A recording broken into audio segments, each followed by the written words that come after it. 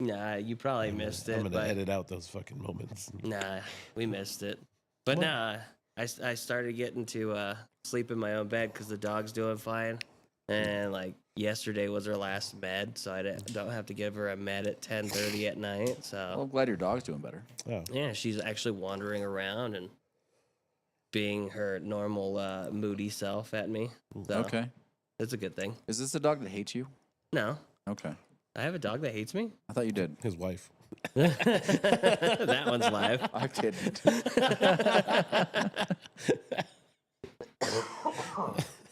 What? It's just Ooh, brutal. fucking shots fired Just right there, brutal. man. Damn. I don't know. I would never say something like that. The joke was loaded in the cannon. It's got to go off. It just can't. It doesn't It need to just go can't off. sit there. Not how that works. We're not the French. We're gonna win this war. We don't not What? fire our weapons. First of all, you're clearly setting him up to lose this war. what war? I'm trying to set him free. Happiness, greener pastures, and a spacious, Freedom for Reverend James. spacious little studio by himself. Where's Cameron? Welcome to anyone that's here. That's not Cameron because he's not here yet. Oh, fuck that bitch. Yeah. Is this the second week he's late? No. It's like the third week. Like whoop that trick. In a row, I mean. In a row? Consecutively. What, was he late last week? I think he was on time last week. Was he? Yeah, he was on time last It week. was the week before that. He was an hour late because of daylight savings time. Okay. That was our fault, too. Yeah, that's fair. I think it was kind of our fault. A little bit. I learned something. What'd you learn? We need to become friends with Christopher Judd. Okay. You know the guy who plays Teal'c from Stargate SG-1? Yeah, why? Avid golfer. Yeah? Yes. He was doing an interview on the Inside of You podcast I watch, and he's like, I have to remember that I have to work before I can golf. But he's like, most of the time I'm just golfing. He's like, I plan my TV and voice work and everything around golf. Just so he can golf. Just so he can golf. Actually, he's a pretty interesting guy. Yeah? Like that, I really like that Inside of You podcast because the interviews they do are not about like people's work necessarily. It's about like growing up and what got them into the job and like the struggles they've gone through. Like Christopher Judd almost killed his father, Really? like a couple of times. Apparently, his father was like an evil motherfucker. Okay. Like they had a really bad family history. And Yeah. apparently, like. So like mine. Yeah, kind of, but like he was going through football. Yeah. And he played for Oregon, actually. And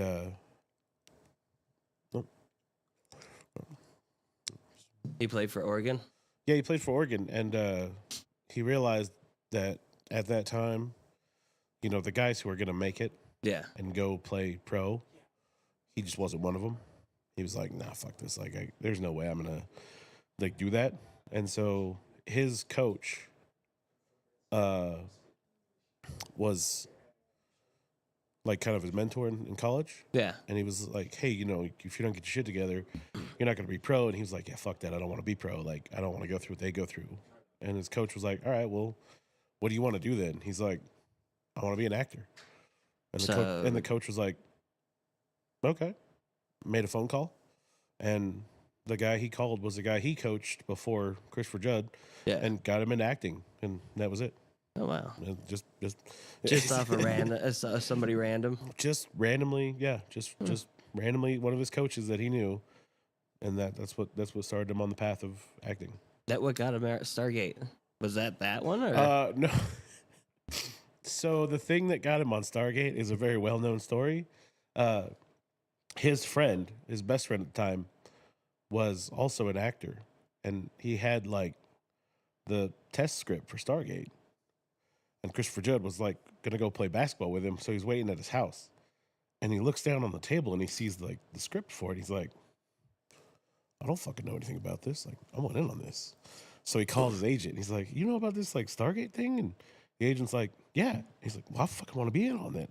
So agent was like, oh, okay, you're in. You can go audition. And I guess there were like 15 people for Teal'c, and it was like, you know, James Avery tried to do it.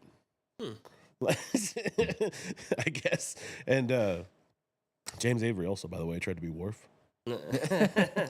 But James Avery with a couple other guys, but like they didn't really know what they wanted for Teal'c. And so I guess he just went in and basically made the character himself.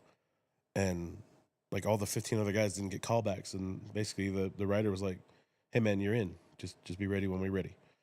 Like, and they were like, what the fuck? That never happens. Like you usually have to go through like all these tests and show back up. And he was like, no, I just showed up and got the part and that was it. Done. Sometimes it just works. Cameron says he's close. I don't know what that means. Sounds like he's far away. But yeah, the same thing actually happened to Michael Dorn for Worf. Oh yeah. Well, yeah, but that's. I mean, he's perfect for Worf. Well, but he was one of the ones who like he walked in, and was basically like read the lines, and they were like, hey, there were 5 or 6 guys that were there. You know, they let them all go, and they were like, oh hey, you know, Mr. Dorn, you gave us a tape. We want you to have the tape back. So can you just wait for a minute? And he was like, sure, I'll wait for my tape back, I guess. You know, and they came back and they were like, yeah, so you're in the role. Like, just be ready to go. Yeah. and actually, the day he got the job is the day they put him into makeup for testing makeup. Really? Like he's legitimately the one guy on Star Trek that was like, you're hired, boom, you're sitting in the chair. Makeup. Everyone else had to like come back, and they were like, well, we're not sure about them. Including Patrick Stewart? Including Patrick Stewart, yes. Yeah. Because remember, Gene Roddenberry didn't like Patrick Stewart. Oh, really? He was against it. I didn't know that. Yeah, he was like, no, we're not doing this. And then everyone else was like, he's a classically trained actor, sir. He can do anything. Yeah. No, he's not right for the part. And then they were like, Josephus is like, is that a cigar vest or just a regular vest? A John Popper style harmonica vest, but for cigars would be cool. like just cigars in every pocket. That'd be Right. pretty dope. I'd be for that. That's Kevin's fishing vest. Yeah, let's say That like a would be my fishing fishing vest. vest. Yeah, fishing vest. Wait, Yeah, but also- are you guys both in vests? What's happening right now? No, Oh, I don't I'm have in the one. vest. Well, I can't see. You're blocked from me. Thank you. No, this is my Columbia vest. Okay. That's for when he wants to be warm, but not warm. Yeah, I like. I like my wind, my arms to feel the winds. I'm with Bill Belichick. Why do they put sleeves on these things? Fair. You get too hot with The sleeves. vest is perfect. It's like a sweater without sleeves. You're like, this is great.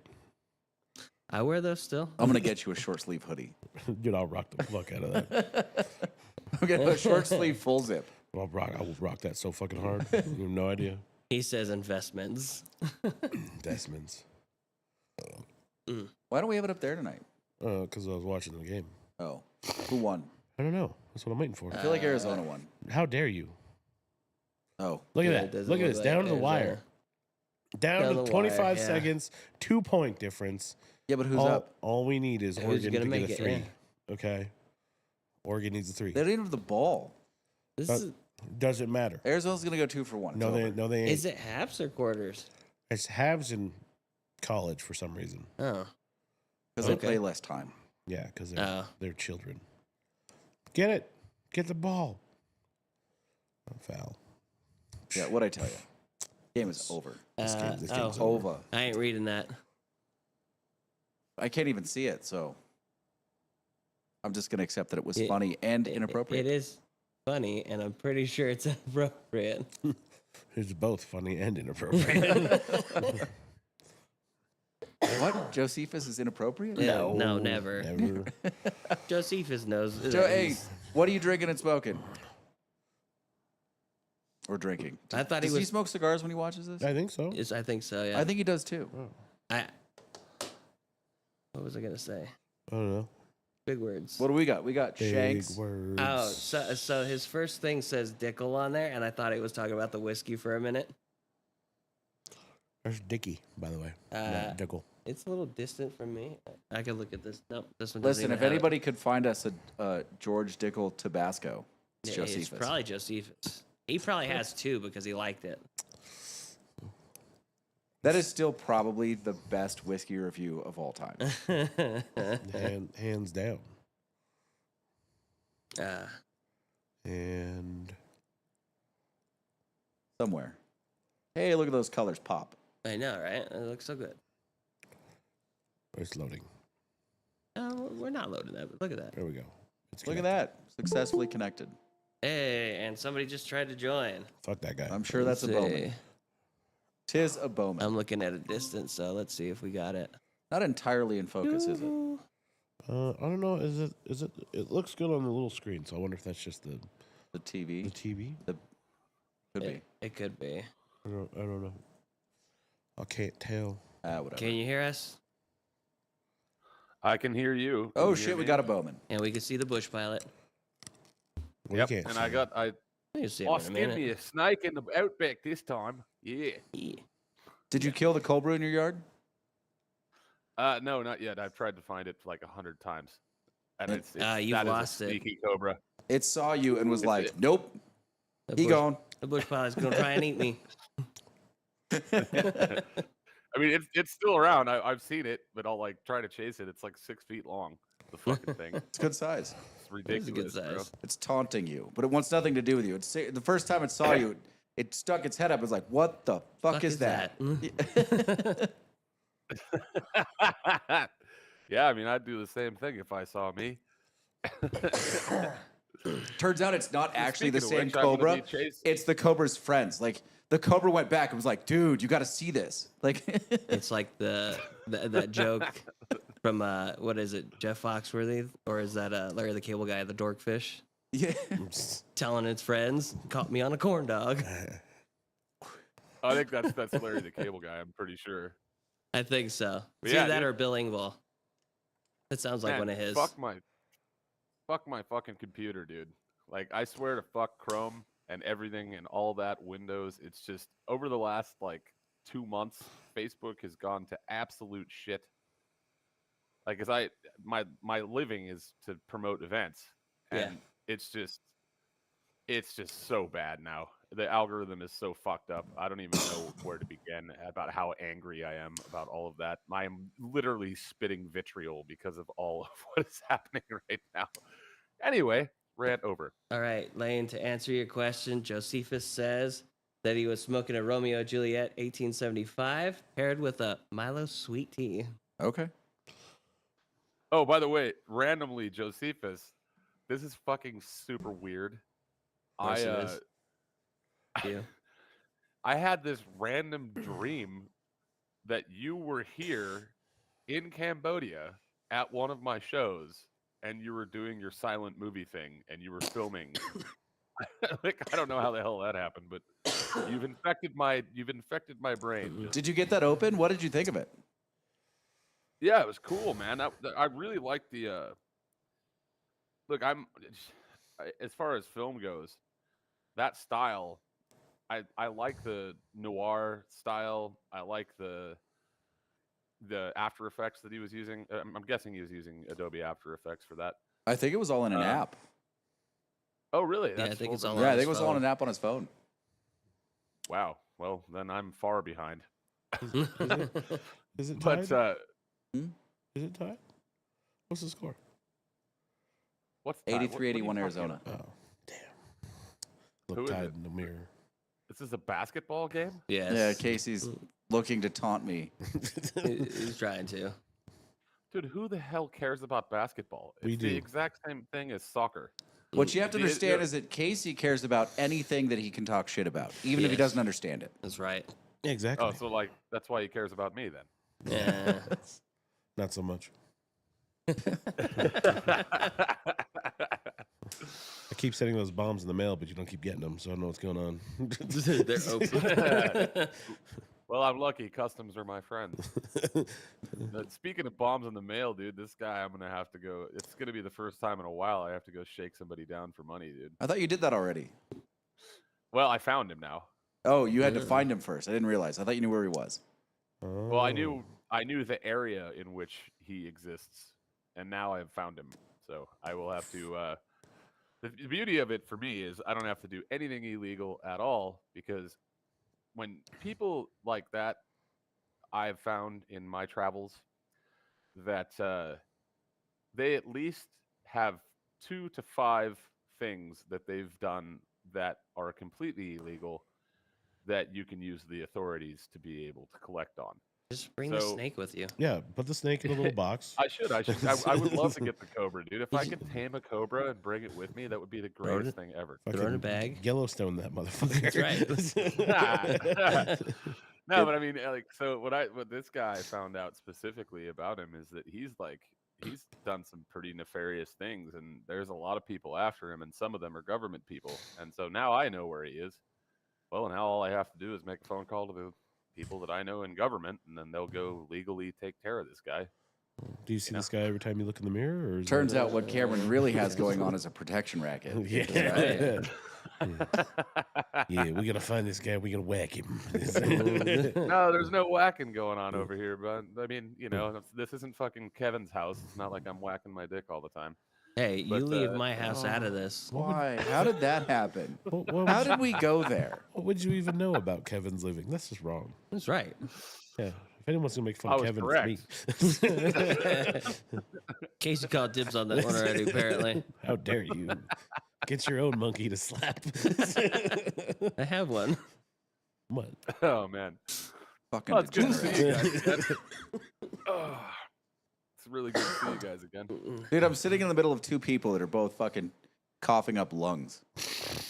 I'm not stuffed up there. I'm just Yeah, at least getting rid of the gunk here in my chest. That's what I said, coughing up lungs. Well, he just did that snorting thing with his Yep. mocos. Yeah, but that's him. That wasn't me. That's why I said he did. Not you did. Flick, just because you're a machine and the only thing you get are computer viruses, that doesn't mean the rest of us.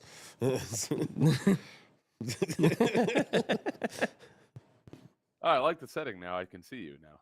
Yeah, like we can this? see you. That's the fun part. Hey, Kevin, go back over to you. Let me see if you're in focus. Okay, there I am. Hey guys, what's going It's on? going to take a second for it to pop up. It but will. Oh God! Oh, change it! We'll change it. Oh, Yeah, there you go. It looks- You're welcome. It looks. Mine doesn't pretty look too good. bad. Yeah, Oh, no, I think it's the TV. It might be the I think it's the TV because look Yeah. at the Rocky there. That's in focus. Yeah, because mine looks pretty good on here too. Yeah. although your dumpster fire's out of focus. That is true. He's just sitting there. I don't know. Oh, It's now because he's out of it's view. because it's so far in front of him. Yeah. Probably. Anyways, back to you guys. In the studio. So Bowman, the wedding crasher, Ooh, Oh yeah. dude. He texts me. Wait, so he texts me one morning, yeah. and he's like, "All right, I'm going in," and I was like, "For Going in what? I'm where? sorry, what?" He's like, "The wedding. It's been going on for like 9 years, and I'm going over there." He goes, "If I'm in jail, you'll know why I missed the podcast." that is basically exactly what I said. So he was doing a preemptive sick note at that point. Like, you won't see me because this happened. Well, I mean, just in case, because obviously I've disappeared into jails in multiple countries. So, Dude, I once wait, hold on. Before he gets into this story, I once had a sous chef call me up, and the executive chef. We're on the phone together, and he's like, "I don't know what's gonna happen. I've just been pulled over because I told my wife, who has a restraining order against me, I was coming over." And we're like, "All right, so." He's like, "They're telling me to just go home," and we're like, "So just go home." He's like, "No, man, I'm gonna tell them to go fuck themselves, and I'm going over there." We're like, "Well, that's probably not gonna work out well." Wait, let us get a video camera so we can enjoy this over and over again. That seems like a dangerous idea. Yeah. Right? All of it. He's like, "Sometimes I just make bad decisions," and we're like, "Yes." Well, wait, from the Sometimes. Matrix. That's a Yes. Yeah. yes. So, yeah, essentially what's been going on here is, and you guys all know how much I love Cambodia, and especially I love how much they love to party. Unfortunately, surrounding me during this period in time is what they call wedding season. And when they do weddings, they just I told you guys this last time on the cast, they pump out the sound from 3 a.m. And the reason they do that is they do it so that they wake up the whole village, because the whole village is supposed to go pretty themselves up, take showers, get dolled up, get dressed up for the guys, and then they go to the wedding. At 3 a.m. And that kept going on. Well, at 3 a.m. they fire it up, and then they bring it back down at about 5 a.m. And then they bring it back up, and then it's there's no way to sleep. So at some point, I came back home after a show, and this is one of the main reasons I'm with the crazy Australian woman that I'm with. it's because I'm like, we should just go crash this fucking wedding. And she was like, all right, let's do it. And I'm like, yes, that's one of the main reasons that I'm with my partner. That's like the craziest stuff. So we go over, dude, and I shit you not, man. There are 50 subwoofers and 40 tops, like the massive sound system, and this is like a 2-minute walk from my house, right? So we get there, and everybody there, it was like the funniest moment, dude. It was like the moment when the person walks into the fucking saloon and like fucking fistful of dollars or whatever, when the man with no name walks in, everybody just goes quiet, or like Desperado when they comes in, and it's just like everybody just goes and we're like, hi. And so Adele ends up hanging out with the bride, right? And the bride looks like this, I don't know how to explain it, like a tiny, she was like, Adele is small, she's like 5'3". This girl was like 5 feet maybe. And Adele ends up hanging out with the bride. And then I go and I'm like looking at the sound, because I'm like, I want to possibly rent this stuff or buy it or whatever. Bowman things, where I go and I look at technical stuff. And turn around, and then there's like the best man is there talking to me, and we're talking for a while. And he's like, who are you? What's going on? And da da da. And I go back, and now Adele and the bride are like best friends.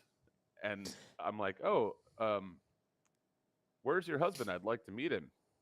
And the bride goes, wait, I don't know. Where is my husband?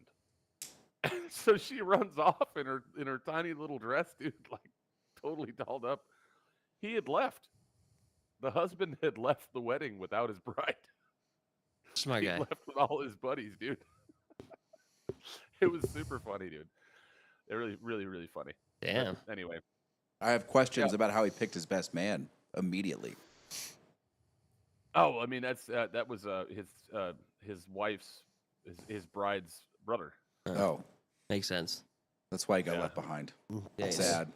So sad. Exactly. That's why he got left behind. He had no idea what to fucking do. He was freaking out too. Everybody was like, "Where the fuck is the groom?"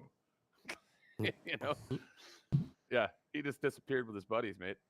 And it was pretty funny. Like the whole situation was funny. And then they were like all like, "Oh, I'm so sorry. We've been, and I'm like, no, it's all right. Don't worry. But I do want to party. So, So you stay at the Listen, party. I'm here for a purpose. yeah, it's like, you can party, but I want to be a part of it. Also, we've decided now that we'll be now that we know the village. So this is the other thing is, so I've been looking for a place to do like a 5,000 person music festival here for a while, and I've driven all kinds of places, met with all kinds of different people. Well, it turns out the 2-minute walk from my house is a place to do a 5,000 person party. Well, that's convenient. I'm Well, questioning I how you wouldn't have didn't known know about that already. Right. Yeah, I mean, I usually am pretty busy in downtown, So it's but yeah, it's cool. It's a really cool place. Cool place. But I mean, what's is been it going just on like here? in the wrong direction? Is it across the tracks? What are we talking about here? Like, it's 2 minutes from Oh, your so I house. lived. How did you not accidentally happen by it? It's on the wrong side of the tracks. Well, so it's further than my house by 2 minutes for one. And we live down this dirt road, right? And this compound that we live on is like, I don't know, like 2 acres or something like that, and it's completely it's isolated from everything outside of the village, Except for weddings. except for yeah, you can't. There's nothing you can do about weddings or funerals. Oh, by the way, this is another thing I was going to say is that we decided we're going to, because we're incorporating our business out here now. One of the things we're going to put in there is weddings and funerals. You're incorporating it in Cambodia? Yeah. Okay. Yeah, it's going to be I think they call it an LTD, something like that. We're opening it like because we opened the guest house and bar and all that hostel bar thing on April 15th. But I'm going to put in there as a caveat just weddings and funerals, and then I'm going to buy a coffin. Right? I'm just going to buy a coffin, Silence. and then I'll have that coffin to where every party that I throw, I'll have the coffin there so that if the police show up, I can just be like, it's a funeral. And then they can't do anything. Except for ask you who it is.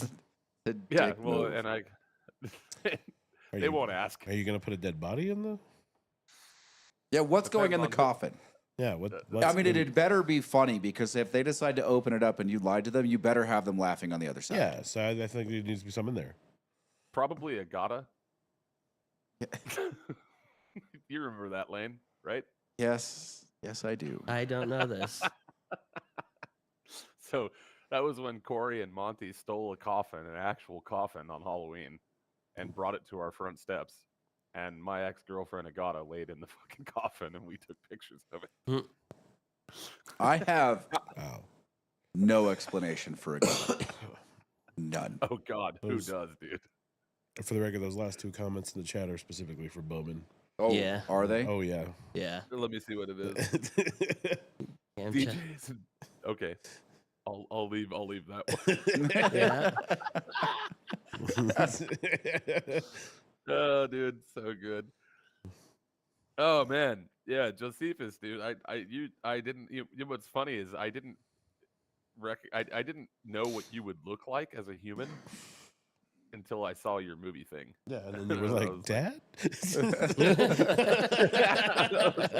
Where have you been all my life? What happened? Papa, is that Why? you? Why have you forsaken me?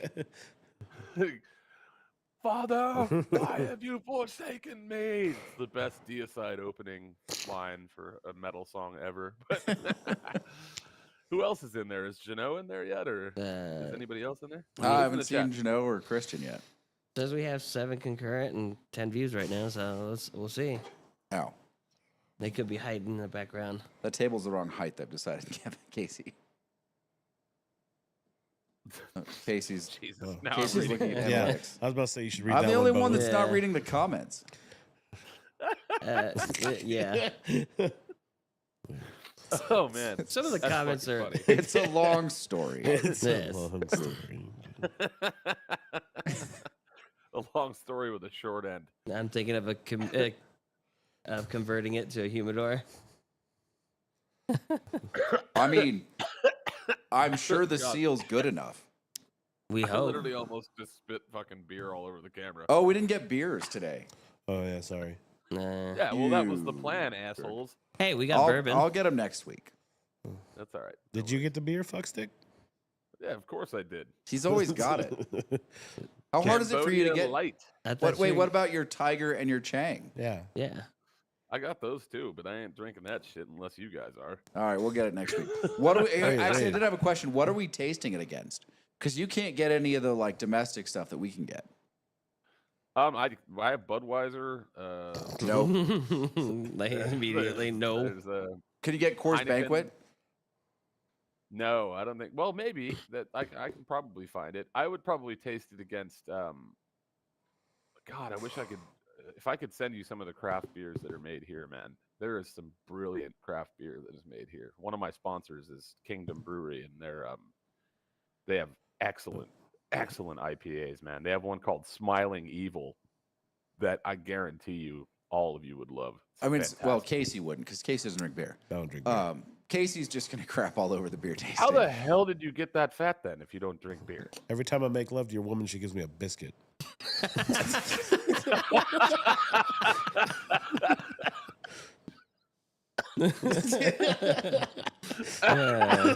Dude, that is by far the best Casey comment ever. Every time I make love to your woman, and she gives me a biscuit. That needs to be like a vertical, like a 12-second short. It would be our most viral clip ever. That is definitely going to be a clip. Yeah. Oh my god, Uh, that was so funny. I definitely clipped that one out because that was fucking man. You were on it with that one. That was fucking hilarious. Oh man. And you know what? It's feeding time again pretty soon here. Casey's been holding all the wittiness in for the whole week just for you. I've been sick for 4 days. All right, Right. it's just gonna. He's come had a lot out of time on his It's hands. just gonna come out fucking ornery. That's right. He's got time on his hands. Kevin doesn't have much time for his hands aside for his wanker, so it is what it is. Now, by the way, I do like the look of the shots you guys have going on there. Yeah, That's a nice we're touch. still trying to figure out what to do with the new layout in the shop. I still think you guys should have an on-air sign like out front. Yeah. We Casey, could probably you find should- one. You should fucking do that. It's pretty cheap as fuck, mate. And What were put the it rest? on, so What then were the rest of the ideas that you two were discussing? Jeannot and I? Yeah. One of the main ones was there's the convention center there, and essentially, how would we be able to get the shop to be able to, either have some space, like some time on the screens, or be able to hand out like basically every person that sits down in their seat, they end up with a little flyer that gives them like 10% off at the cigar Yeah, shop. it's something like It's $12,000. 12 grand, really? Yeah, Ooh. For what? They've approached us. yeah, we've already talked to them Oh, it's $12,000 for 1 month for or the total? small package that they offer. How long's that package last? I forget how long it was, but it was basically like a blurb somewhere. Damn. Oh, well, Yeah. okay. So For 250 grand, we could have our own seating named after us. Oh, is that how much does a box cost? I think a box was 100 and something a year. So what I say to this, and I'll say it again and again, what I would do, which you guys may not want to do, but find some J1 students and have them guerrilla market out front. Just pass out. They can't do anything about that in the parking lot. Yeah, no, that's fair. I'm a guerrilla marketing master, dude. Like I'm that lane. I'm like the best at that stuff. Guerrilla marketing is my Dude, I jam, seem but- to remember. This one's for that comment's for Lane. I seem to remember being threatened for your guerrilla marketing more than once. Like, I have nothing to do with this. I am completely unrelated to this endeavor. They're like, well, but you need to talk to Cameron. I'm like, I don't need to do anything. anything. Yeah, so it definitely happened a number of times. But I mean, that's the beauty of guerrilla marketing, mate. The thing is that I've noticed in this whole career that I've had that's pretty interesting, I would suppose, for most people, is that the majority of law enforcement or anybody is very afraid to try to talk to me. So what they do is they try to talk to everybody around me to try to have them talk to me. it never works because everybody like Lane is like, yeah, fuck you. Like, you want to talk to Cam, go talk to Cam. Good luck. One time, do you remember? Wait, do you remember Grateful Family PR in San Luis Obispo? Oh God. Kevin, Yeah, it's been fucking Rasta Kevin, white Rasta Kevin. Yeah, I totally remember. One the time, Wigger. Lost the I fire. called him the Wigger. That was his. So that I was used his, to park right around, like, there was a little alley right next to the bar, and there was about 5 spots there, and obviously I got one of them, so I parked right there. And I made a lot of laps. Like, I walk around a bunch, right? So I made a lot of laps. And he's doing some reggae show, probably a pretty good show, because his shows weren't usually trash. He was just annoying and usually too drunk to take the payout at the end of the night. So I'm walking through the alley, and I look over, and on the bumper of my truck is one of his stickers. Instantly pissed off. Oh, yeah. But I mean, it wasn't like yelling and screaming pissed off. I looked at it, and I turned around, and I walked back to the door, and I said, "Where's Kevin?" And one of his guys go, "Oh, he's over there." And he sees us pointing at him, and I just give him the, Come here. and he walks over. And I go, "There's one of your stickers on my truck." And he goes, "What?" I go, "One of your stickers found its way onto my truck. And I don't want it there." And he goes, "Well, go take it off." No. I'm going to go upstairs, do some things, and when I make my next lap, it's gone. Or you will never have an event in this bar again. Yeah. He got Yeah, it sounds about right. came off pretty quick. He got it off. He annoyed the shit out of me. I can't tell you how many times I was like, he's in there. He can't even put together a sentence. Like, he's slurring his words. He's barely coherent. And he's just in the room. And the band's like, can you just pay us? Because I don't know what's happening here. I'm like, no, it's fine. And I would just pay. And he'd be like, what are you doing? I'm like, your cut's in the safe. It'll be here when you sober up. Because I'm not going to have you not remembering that I paid you. How many times Yeah, did there that was happen a in the lot of past? that. There was a lot of that in Slow, man. To be honest, like, Mm-hmm. and there was a lot of like when I was producing events in Slow, there was a lot of fighting for the money as well. As far as the end of the end of the day, there was the one place that was really good though. They were Creekside Brewery. They're gone now, but they were always good. There were two professors from Cal Poly. It was a cool place, man. And I used to on every Palm Wednesday, which was when I'd do the throwback series. I'd do 2 different movies in the night, back to back, and then we would do the after party at Creekside. That was probably the only good pair that was out there.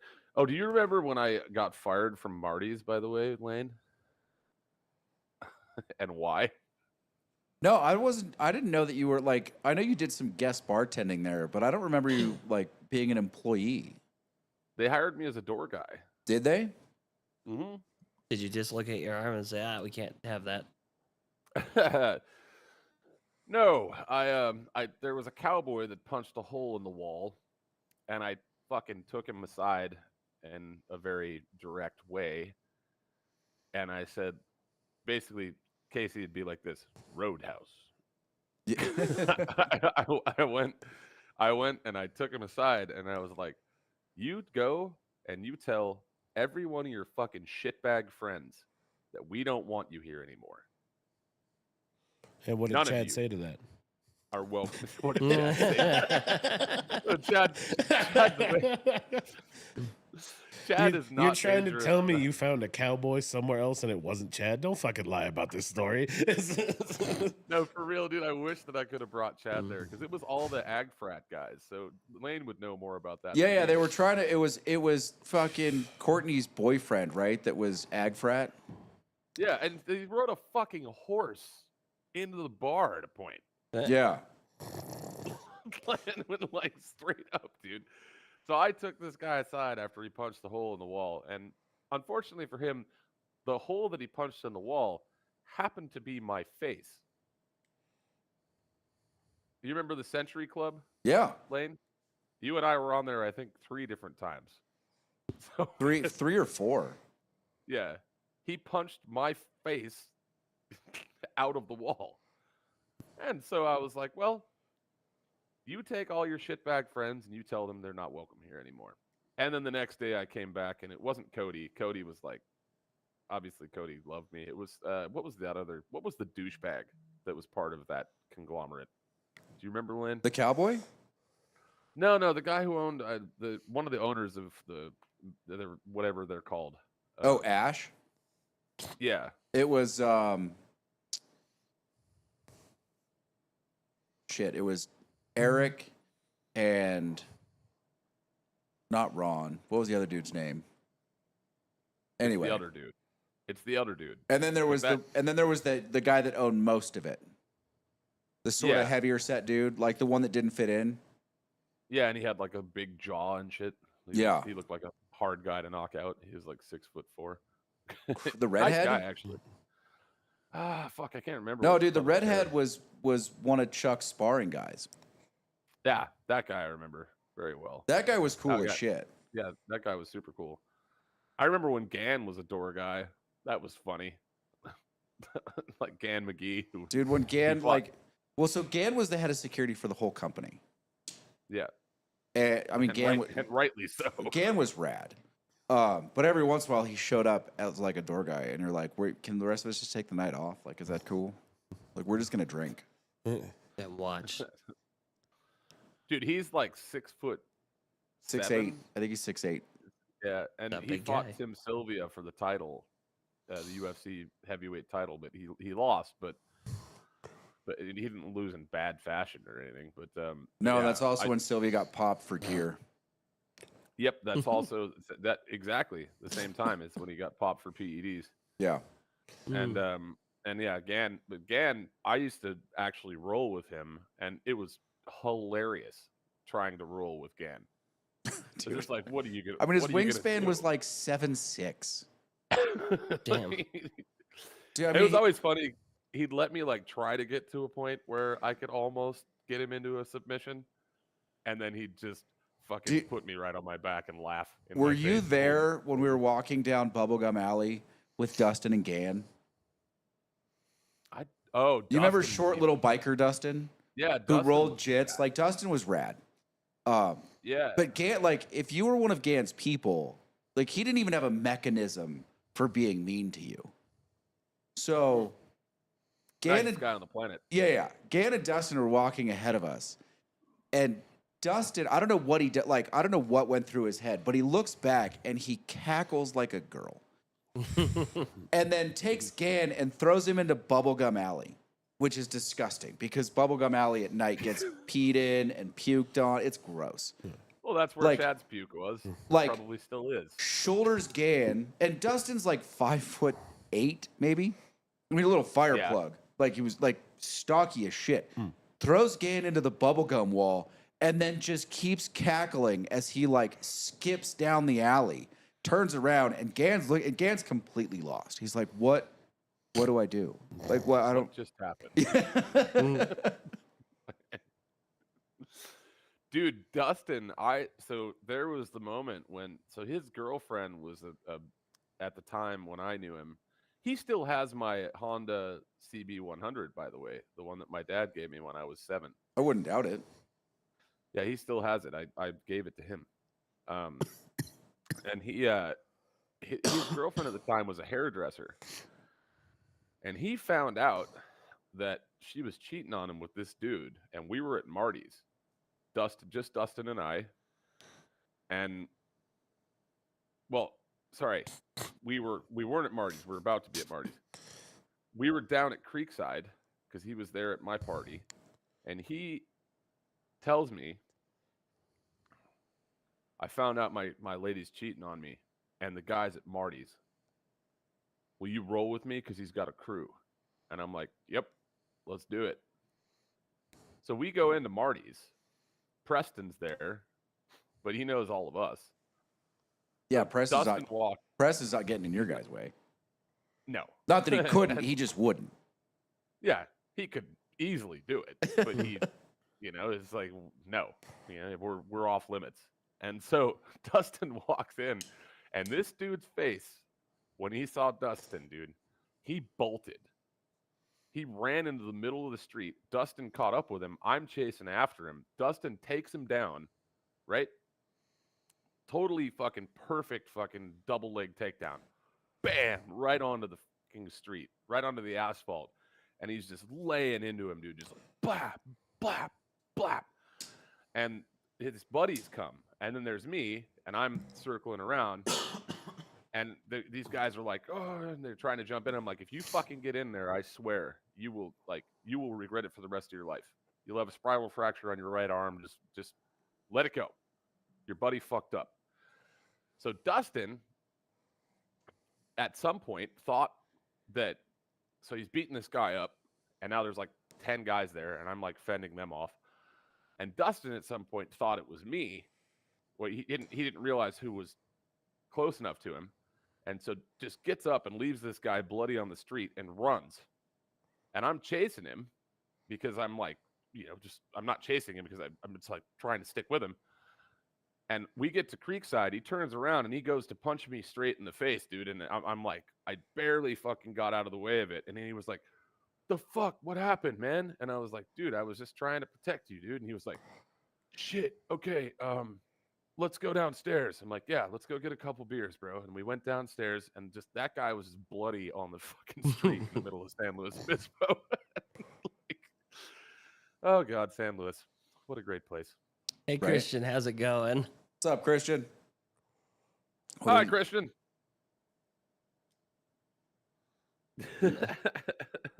Marty, bro. Marty, bro. Marty, bro. Dude, Marty's, I can't, it's so hard to explain how amazing that place was. But if you like, I mean, it's literally like if you watch the show Cheers or, it was like, it was magic at the time when Lane and I were there. Yeah, there was a period of time where Marty's was the best bar in Slow. It might have been the best bar in California. Yeah. Until you took over a different one or what? No. So what actually happened was So I never worked at Marty's. Yeah, I you think had actually another I think bar. I had to fill in there as a bartender a couple of times, just as like a, hey, we need help. But I never worked at Marty's. You were Alright. working at the library, Yeah. which I'll never forget. You were like, you told me you were like, because you were there to make the movie. You were there to make photography. Yeah. You just told me, you were like, this is your fault. Yeah. You're like, I fucking hate this, but I'm doing it because I want to do the movie. But basically, Lane, I have never seen him more miserable. Well, obviously, currently with the whole North Star thing, that's a whole different thing. But during that period of Lane's life, I have never seen him more miserable than working at the library. Yeah, but there were a lot of fights, so it was okay. Oh, well, that's fine. Yeah, Was the library a bar? Yeah. Okay. Yeah, cleverly named. There was that and the study hall, so that all the kids that are like trust fund babies, they send they use their parents' credit card, and it says the library or the study hall, and they're like, oh, look how much they're doing $200. They're renting $200 worth of books. Yeah. Our children are so smart. dumb. Oh, it's fantastic. Look at the tutoring going on. Mm, they're so dumb. There were definitely some times, like, and I mean, listen, there were a lot of really good bartenders and good bar managers in Slow.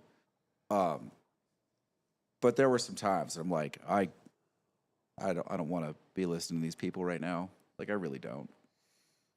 That is fair. I mean, yeah. But the thing was, it was I think this is just my opinion, but for Lane, when he had left San Luis Obispo, he was the general manager of Slow Brew. I was And that okay was to be like, That was but the heyday of give that- Slow Brew. to give that reference, like, I was the general manager of a bar that was bankrupt when I took over and putting other bars out of business when I left. Yeah. Like, that was the best crew in a shitty bar ever. I mean, the amount of money we pulled out of that stupid building, like this stupid, like about to fall over 150-year-old unreinforced masonry farm building. You could literally. There was a frat bar called Madison's, and Madison's was like the spot. And then it wasn't. And then it was gone. Yeah, no, dude, it was like, so Lane basically, you have to understand, like, he left San Luis Obispo as a king and then came back to San Luis Obispo to help me produce this photography project that we worked on, and was humble enough to take a job at the worst bar in the entire town, be the bartender, and sleep on my couch, bro. that's how photography was made in the beginning. And then I ended up sleeping on his couch after the Toro house was gone, right when you got the license plate that had the 666 on it. Yeah. I'll never forget that shit. That was the funniest thing. Dude, I knew, told like, you. before I any of told them had seen it, I saw it. And the look on my face, they were like, what's the matter? I'm like, God damn it. Like, this is never going away. No, it's never going away. So you just And accepted it. Now Satan drives a Subaru. Right? So literally, like, that's the reason why I think Lane and I have stayed connected for as long as we have. Is like he basically sacrificed his entire fucking like life to come down and chase this dream, which we still have 280 hours of footage. We just need to figure out who to sell it to. But that's Lane. Dude. Have you tried talking to Chuck? Well, I thought about it because we do still have direct connection to him, and I think Chuck would be into it because if I went back through the footage, it's a beautiful documentary, man. No, it's really good. Like, I think it's a little too art house for actual UFC guys. Yeah, I mean, but that's the thing is that I Like think that, it's a little and not because the footage is grungy, but it's fucking grungy. oh, it's dark. Yeah, a like lot of it's what you see. dark. Yeah.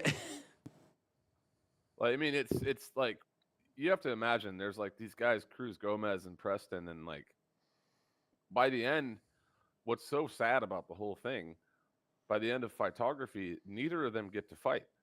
Yeah, no, it's very much, you know what it's like? But it's real life and not a movie. It's very much like The Wrestler. Oh yeah, great fucking film. Yeah, but that's the feel it has. Yep.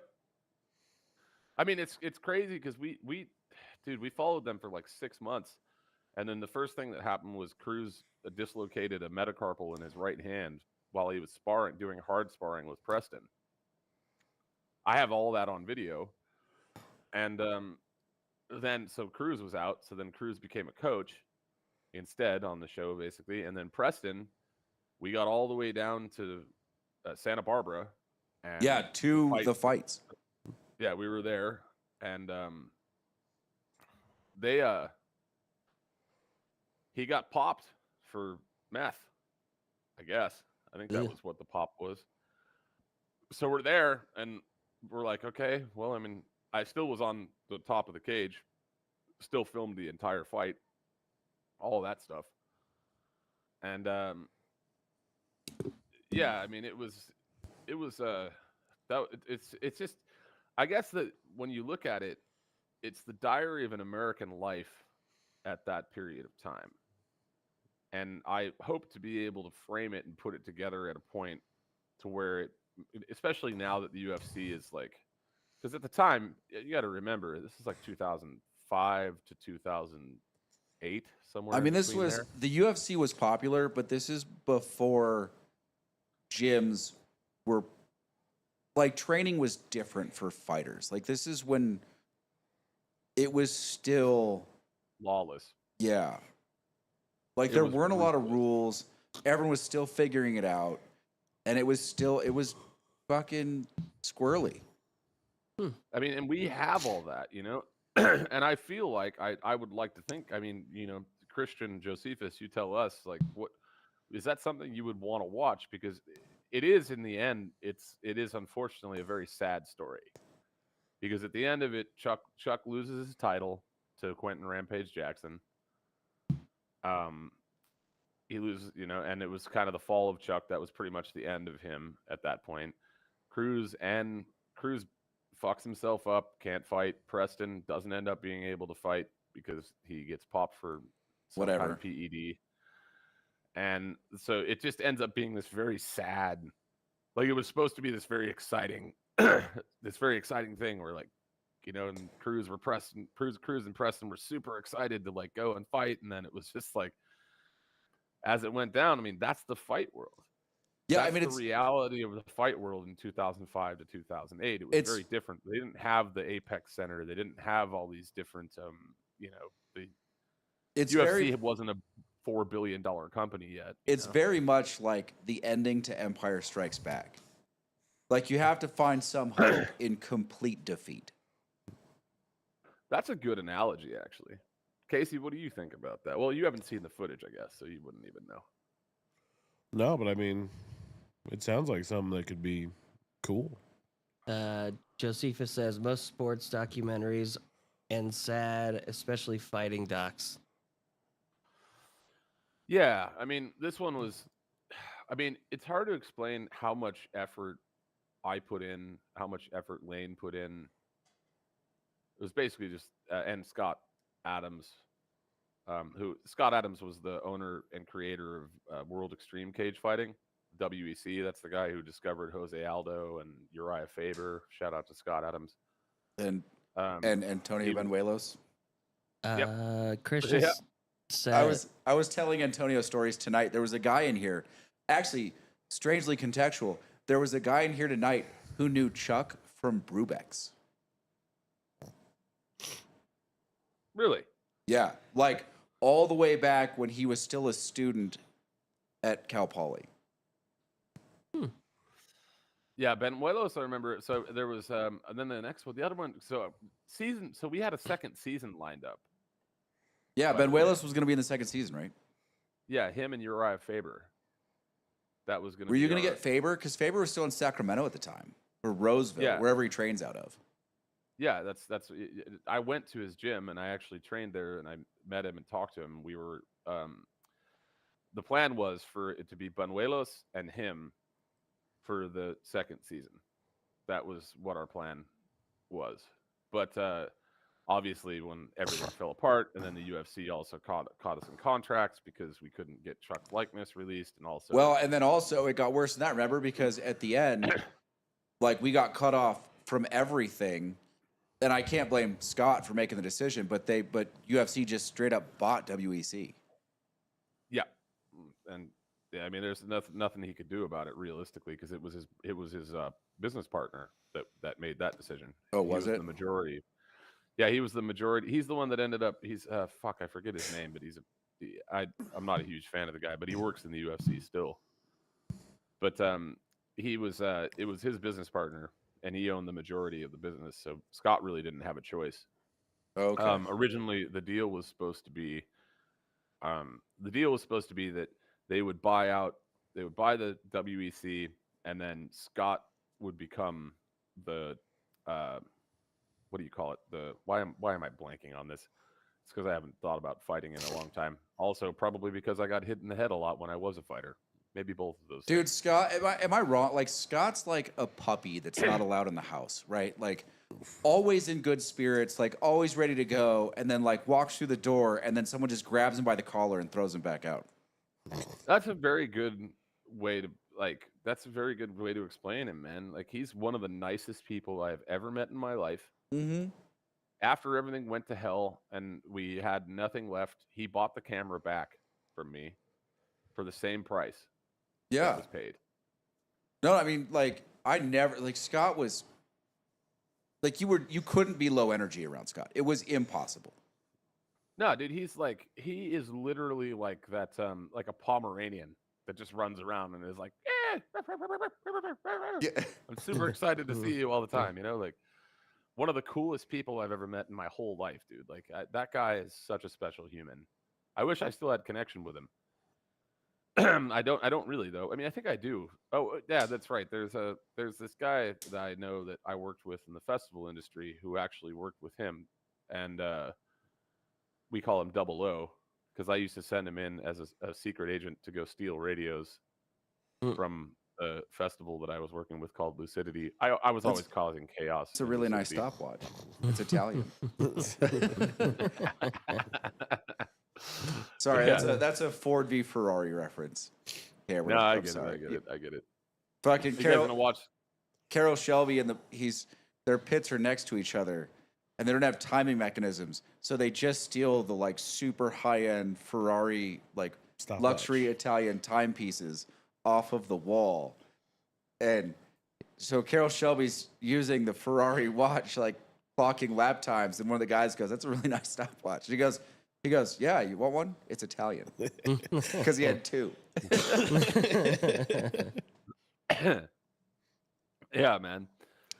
I mean, you know, I think I hope that at some point we'll be able to maybe have somebody back us to be able to release photography because it is a very specific window into a period of time before a sport went from being something that was like fringe to Yeah, I mean, this is back in that this now was, is like literally it's like as big as any. It's like it's becoming as big as. I mean, this like was soccer. like UFC 35 or 40 territory. Yeah, I think it was a little bit further than that. Was it? I don't think they were at 100 yet. No, they were definitely not at 100 because that was Brock Lesnar versus Mike Muir, I think. Dude, I don't think like it might have been 50. Like it was. Frank Muir. This was way before. I mean, this was like 2 big UFCs a year. They were just past the originals in Colorado. Like this wasn't long after. Like there weren't a lot. They weren't deep into that business yet. You don't think UFC would want to buy the footage? No, man, it had not popped off. And so this was right when, so 2005 was when The Ultimate Fighter came out. Yeah. And so essentially that was like, I think it was season 4 of The Ultimate Fighter was going on at the time. At that time, Chad Mendez was still training in slow kick.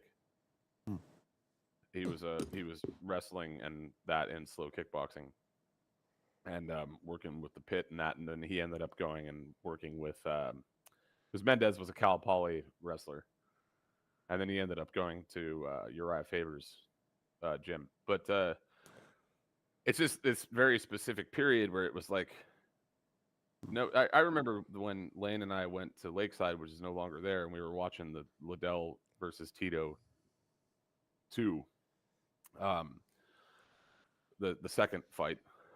Christian did answer your question, by the way. Oh, He said, that's why I think timing is important. uh, Yeah, no, I agree. It's just and Christian, you know, one of the things is if we were able to secure in some kind of an investor to be able to get behind the project so we can finalize it, edit it, and get it released, I can four-wall a bunch of movie theaters and all kinds of stuff, or talk to streaming series and all that. But it's basically dead in the water unless we have somebody that wants to get behind it. All the footage is done. It's a window into time. And it's something that I think at this period specifically, people would want to see, because now it's been, how long ago was that? 2005. So it's 20 years ago. yep.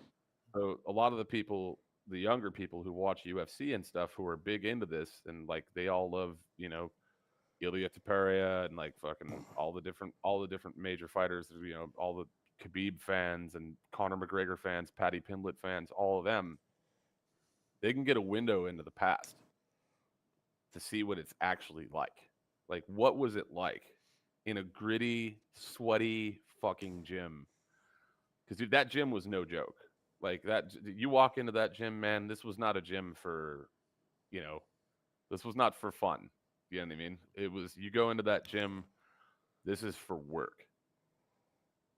The people who walk in there, they're monsters. The people who are in there, they're there to fight. It's not that's where I met Scott Hands of Stone Smith. So many different fighters, I can't even name them. But man, like that, at that era, it was still right in between that time before it was like almost taboo. It was basically like the way people looked at UFC pre-2005 was the same way that people look at when you walk into a VHS store and there's that back room that has all the XXX porno in it. I mean, I don't think it was quite that bad. Like, it was just coming out of that era. Yeah, that 2005 was where, so the buyout from when the Fertitta brothers and Dana, that the buyout was where that all changed everything, because then they started regulating it. But before that, I mean, it used to be like you'd walk into the VHS store, and I remember when I was a kid, I rented the UFC 1 VHS, and you had to walk up to the guy at the counter and be like, "Yo, you got that new UFC back there?" Yeah. You got that? And they're like, yeah. What's going on, Bobby? Oh, Kevin's brother's back. That's right. He showed up finally. Josephus is giving us show ideas. Yeah, that last one almost got me. Cameron's interested, and he shouldn't. That's right. I mean, you know, thumb fighting. I'm into that shit. And so Soul Slasher, who is this? That's human? my brother Bobby. That's your actual brother? Yeah, that's my actual brother. Well, hello, actual brother Bobby. Yeah, he hops on every now and then. It's been a while. His brother, man. This is my brother. Oh, speaking of that, dude, the brother man, like, I'm about to book I just got the call. We're about to book Freestylers. I don't know if you guys know them, but they're like a dub reggae. You guys were doing reggae accents, so it was relevant. Fair. He's like, hold on, I need to explain the joke. I thought you were booking Snow. Actually, I would book snow. And, like, honestly, I would book snow in a heartbeat. But I mean, it probably cost about $300 at this point. So. Oh my god, Nah. dude, I miss some of those times. Like, I miss having the freedom to go take like massive risks and have it just not matter. I never had that freedom, really. That's because you joined the army. That's true. I mean, listen, there's a cost to that, right? Like, the cost is time that you could be doing something, productive with. Yes. But like, some of the things that Cameron and I have done over the years are just like, you tell this story and you hear yourself telling the story and you go, wow, that was actually pretty fucking ridiculous. Oh man, yeah.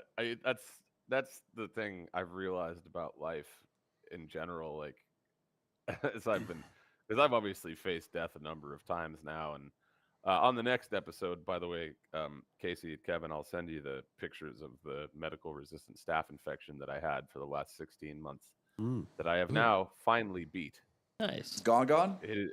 It's gone. The last scab came out 2 days ago, dude. And it was like, I'm not even shitting you. It was like that long. The scab just came out like a plug, like a butt plug. And now there's just an empty hole in my ankle. The man with many holes. Yeah, like, it's that since I've faced death as many times as I have, I was actually killed in Pai, Thailand I was dead for long enough to be retarded, which Makes sense. I am. Oh, I mean, it makes perfect sense. And I think I look back and I think about everything, and it's like, when I look at my life, it's like, well, at least I did all the things that I've done, and Lane was a huge part of most of those things. Like, we did crazy stuff, dude, like stuff that most people would never dream of doing. And we'll continue to do so, by the way, for those watching the cast. We will fucking continue to do so. But yeah, I look back on those days and I think about it, and it's just like, it's so insane, the things that we accomplished and the things we didn't accomplish. And half of life, in my opinion, is essentially failure. And as long as you're okay with failure, you'll be okay with success. That is true. You learn from your failures, so you got to be comfortable with it, right? Indeed. Yeah. Where the hell is Jano? Well, he's your friend. He might be hiding in there somewhere. Well, at least we got Christian, we got Josephus, and we got Brian, the brother of Kevin. Bobby. Bobby. My apologies. Bobby. God damn it, Bobby. Who the fuck God is Brian? damn it, Bobby. Whacking off in the tool shed again. Whacking off in my tool shed. So, Bobby, what's your story, bud? He's damaged like the rest of us. Damaged. Have you done as much Emotional damage. Have you done as much cocaine as me, Bobby? No one's done that much. Yeah. No, Maybe that's Pablo false. Escobar. That's false. Because I think Robert Downey Jr. probably gets me on that one. Probably. I mean, I feel like everyone is going up against George Young in that conversation. I don't think anybody's beating him. I mean, there's a couple of guys that I know. There was one of them that was he was a Delta Force guy that I knew that used to train the Thai Cobras. Actually, you know him, Lane. Oh yeah. Yeah, James. Oh. Chris. Yeah, last time I saw him, he was in Chiang Rai. Did he actually train the Thai Cobras? He did. Yeah, he was part of he did. Whoa. Right? Dude, he wasn't D-Force. No, he wasn't. But I'm sorry, I'm confusing two people with the same person. He was not Delta Force, but he did train with he did train the Thai Cobras. Okay. And that did all happen. And I did see him. The last time I saw him was in Chiang Rai about 10 years ago. Dude, when we opened the shop, he hit me up. And I tried to get him in here. and I just couldn't, like, he was looking for something we didn't have to offer. Like, I've had my ups and downs with James. But he is, like, he has a lot of history in this shop. And I wanted him to see it after we turned it into what we thought it was supposed to be. Well, I mean, I can tell you this is that I have a lot of experience with that shop as well, and I can tell you with 100% certainty that what you guys have done is exactly what that shop has always supposed to have been. And I'm looking at it now, and it's incredible.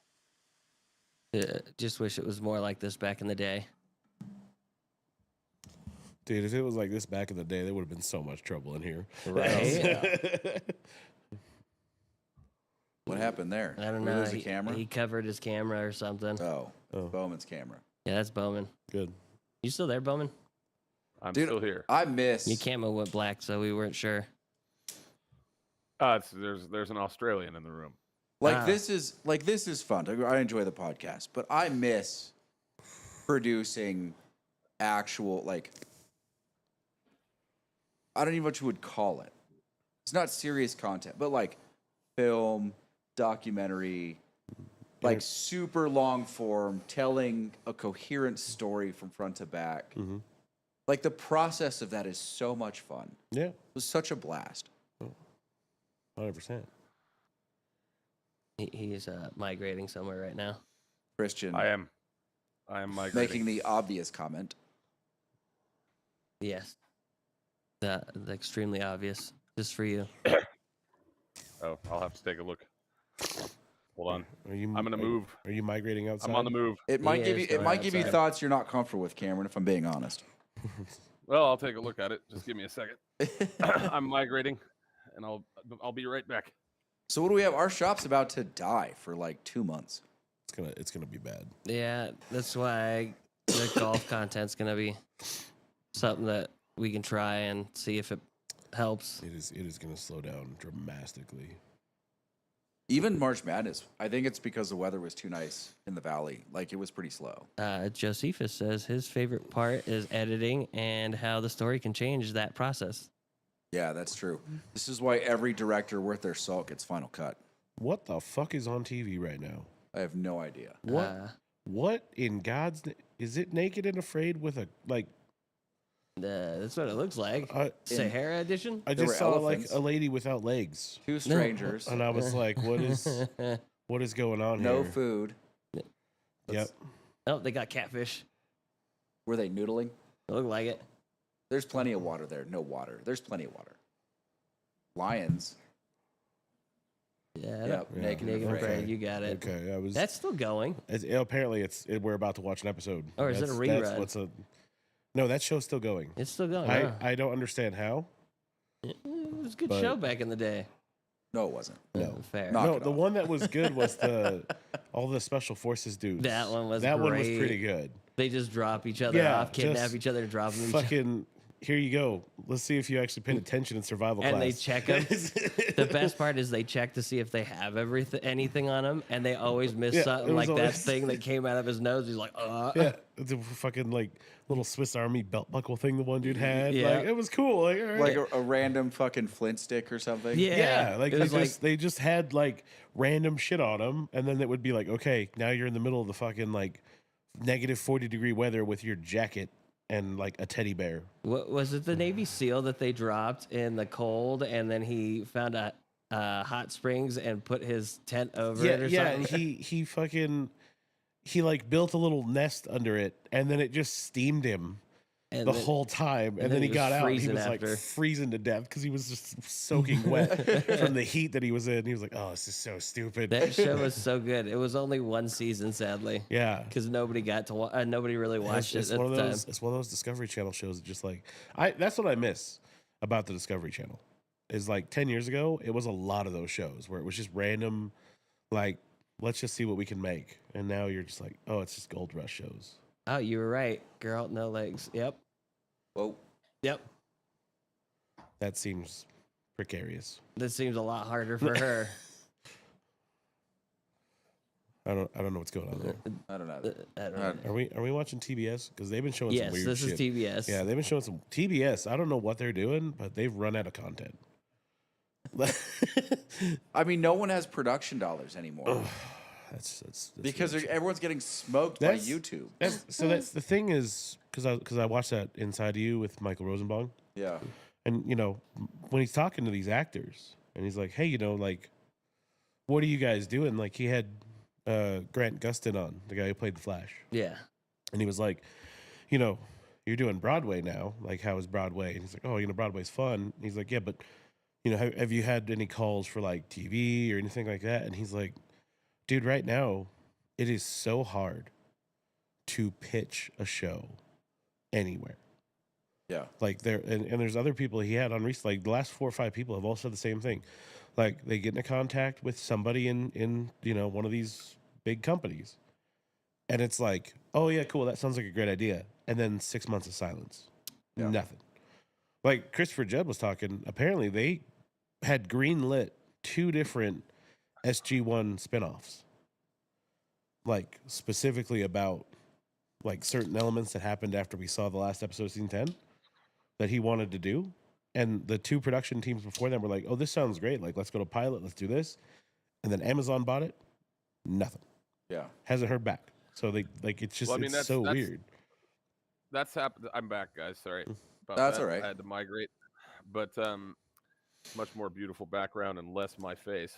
So there's Actually, there's a lot about that. So Actually, there your head was, looks shinier outside. That's right. You can see the reflection. That's right, baby.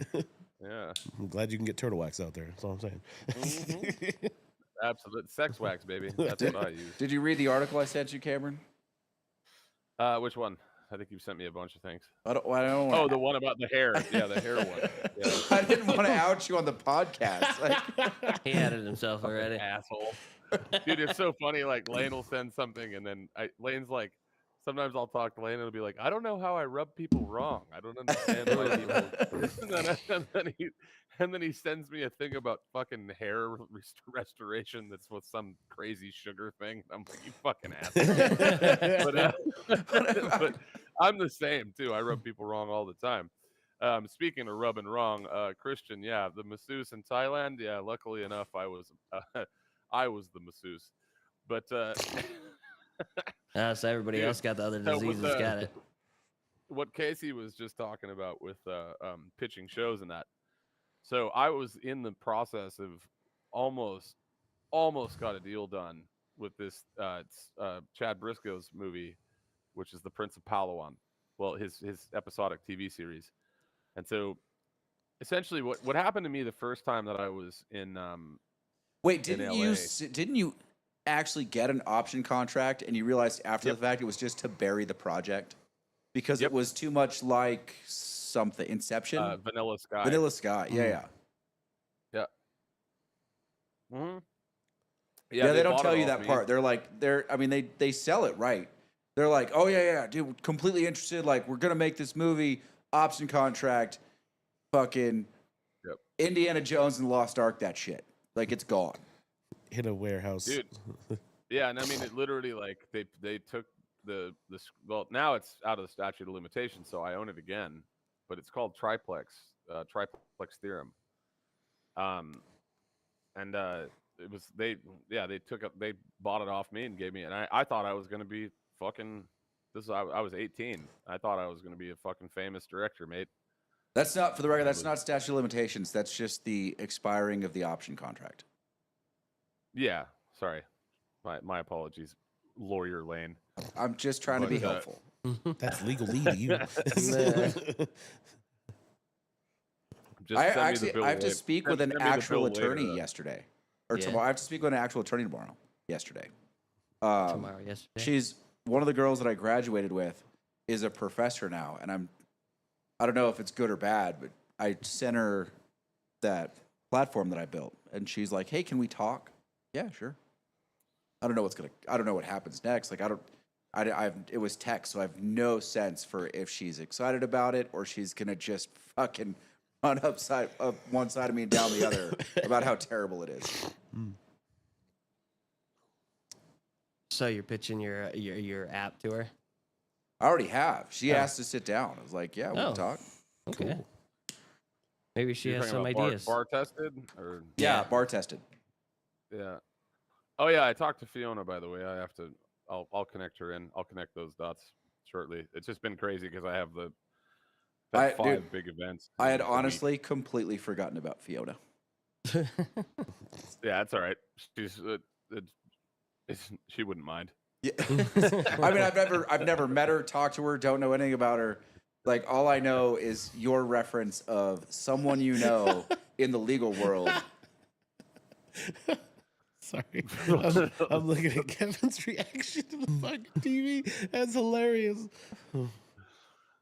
So Naked and Yeah. Afraid is on right now, so there's an amputee on there, and it's interesting so far. I think we've got another. No. Heard of stumping? Yes. Cameron, we have another one. So your second tour can be the Dark Flow Plug Tour. I'm into it, bro. Dark Flow Plug Tour, yeah. Revenge of the Plug. I mean, when I was it was funny. I was one of the main. I was the production manager for this thing called Teleport Festival, and one of the first things that I put out was a meme of a like a flying butt plug through the universe with the word teleport on the back of it, and it got the most traction out of any of our social media. Dude, so my buddy wrote this film. This is another. So now we're bouncing between a few things, but so I guess I'll finalize the one. Well, yeah, this is Briscoe's series. Yeah, so Briscoe was the Prince of Palawan, and we basically had it all but done. Like, the script was written, pitched, everything was all there, and then, like you were saying, it's just like, yeah, we definitely want to do this. We want to do this. Don't talk to anybody else. Like, make sure that we're like, and then nothing. And now we still have it on the shelf basically ourselves because I didn't option that one. I'm like, fuck that, we're holding on to that one. But then there's another one that my buddy wrote called Lady Boy the movie, coming in a theater near you. That one. Cameron, your Mr. Movie Phone has gotten a little raspy. Little bit of skillet fry in there, if I'm being honest. Yeah. Well, it turns out I've been quite busy talking way too much. That's normal for you. And I'm a Gemini. What do you expect? But yeah, Ladyboy is Ladyboy the movie is by far the funniest thing I have ever read in my life. And I hope that the guy actually decides to move forward with it with me because I wrote the script for him. He had the idea. I wrote the script. And like there's a whole thing where there's this character called Indiegogo. And Indiegogo is basically a transvestite version of Indiana Jones who has sphincter-seeking butt plugs that she throws out. Didn't Disney already do that?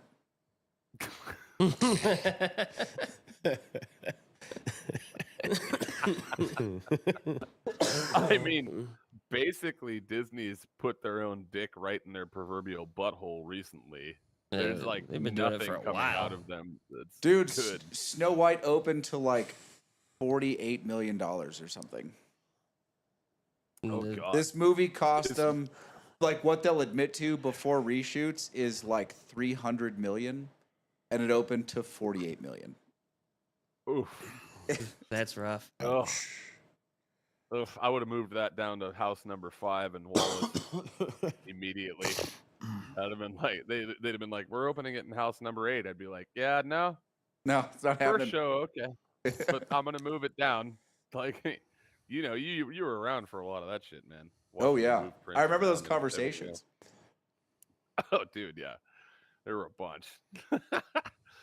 I mean, what's weird is I miss a lot of the stuff like like you were talking about making a narrative that goes from beginning to end and being involved with that stuff. Like it's telling an actual story is something that we were lucky enough to do. It's just unfortunate that it's never properly been released.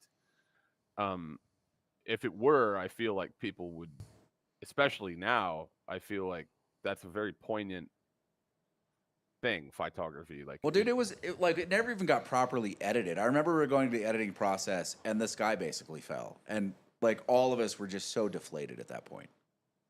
dude, it was rough. It was so hard. Like, and I, it was like our whole lives were. I mean, fuck, dude. I was like having dinner with Morgan Freeman and like all these things, and there was like casting directors that were everybody wanted to work with us, and it was like we were just. It felt like we were so close to it all popping, and then it all just fell apart. And in life, I guess this is like what I said before, is you have to be 51% ready for failure, and the other 49 is ready for success. And we still own it though, and I still want to release that project. It's just all we really need is somebody that can get behind it, that's willing to put in the funds to be able to get us what we need to be able to make it happen. Do you know what I mean? Yeah. Because it is a story about two people, actually multiple people, but two people that Cruz and Preston, who basically, it just shows the true drama of what the fight industry was like at that period in time. Like they were sparring so hard every day that every single fighter that was getting into the ring, getting into the cage, was injured in some way. Like, it was full on, and I was part of it. I trained with all of them. And it's just that whole era is it's I wouldn't say misunderstood. I guess I would say it's just kind of undocumented. There's just no real. Well, I don't think anyone at the time. No one was interested in that part of what was happening yet. Like even the Ultimate Fighter was very dressed up. I mean, oh yeah, like what we did wasn't that. It wasn't pretty. It wasn't like gamified. It wasn't this like contest where you get this big prize. It was like training really hard for a shitty fight at a crap venue in Santa Barbara to see if you can get to the next one. No, there's which is that's the actual reality. And that's the thing, is what we did is dark, it's gritty, it's reality. What we actually produced at the end of the day is probably, in my opinion, one of the best unseen documentaries ever, as far as the fight scene is concerned. Because at that period in time, it was like, dude, it was all or nothing. You were fighting for $500. Yeah, I mean, there was not a lot of reward. Christian sent you a message. Hey, Jeannot wants to know. He was at the fight. Was someone really badly hurt at that fight in Santa Barbara? Did what? Sorry, what was that? I didn't hear you, Lane. So you've got two. You need to read Christian's text. But Jeannot, when at the fight in Santa Barbara, did someone go out like really badly? Oh, you mean somebody get knocked out? He said it was a bad injury, a really bad one. Yeah, like out. No, there was there was a tough. I think we have it all on footage. I'd have to go back through it. I got to talk to Clayton about that, actually. How they let you on the top of that cage is beyond me. Because, dude, I the thing is, I am very good at getting myself into the wrong places. Yeah. I'll let you guys think about what that means. Nah, that's just most of your life so far.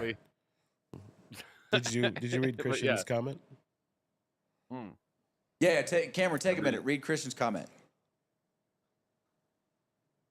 Read it out loud, or no, just to yourself.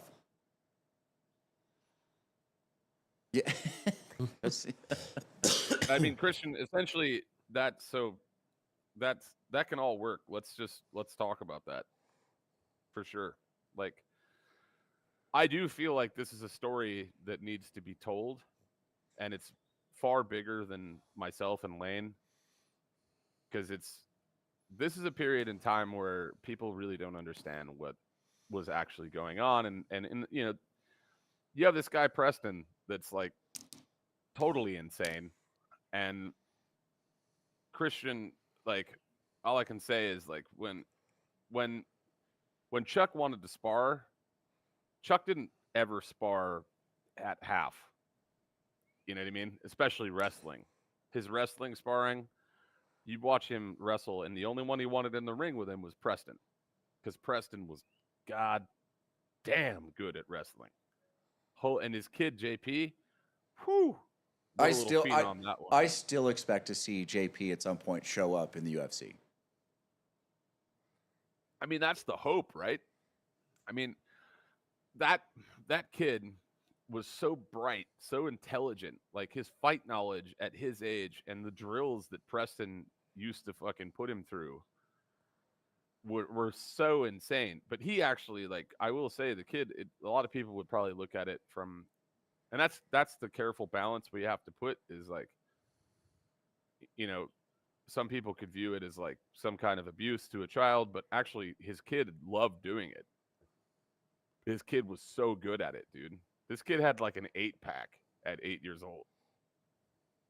If that kid kicked me, if he gave me a leg kick and I didn't check it, I'd be on the ground at 8 years old. You know what I mean? Like, that's how tough this kid was. And so, say what you will, but it's a window into the past that I think, it's a narrative that I think people would want to see. So, yeah, well, I also listen. It's also kind of, though, the birth of an enterprise, right? Like, people don't see that part, like the early stages of development of anything. And it's not unique to UFC. Like, the fight training was unique to like mixed martial arts. But every business, before it looks pretty, looks really ugly. And there's the people that have to get through that stage and carry it on to where the public wants to view it as acceptable or refined or appreciated. But like, there's the stage before that in every business, in every industry, in everything, where like most people look at it and it's not something most people can believe in. I that's a very, very good way to put it, man. Is that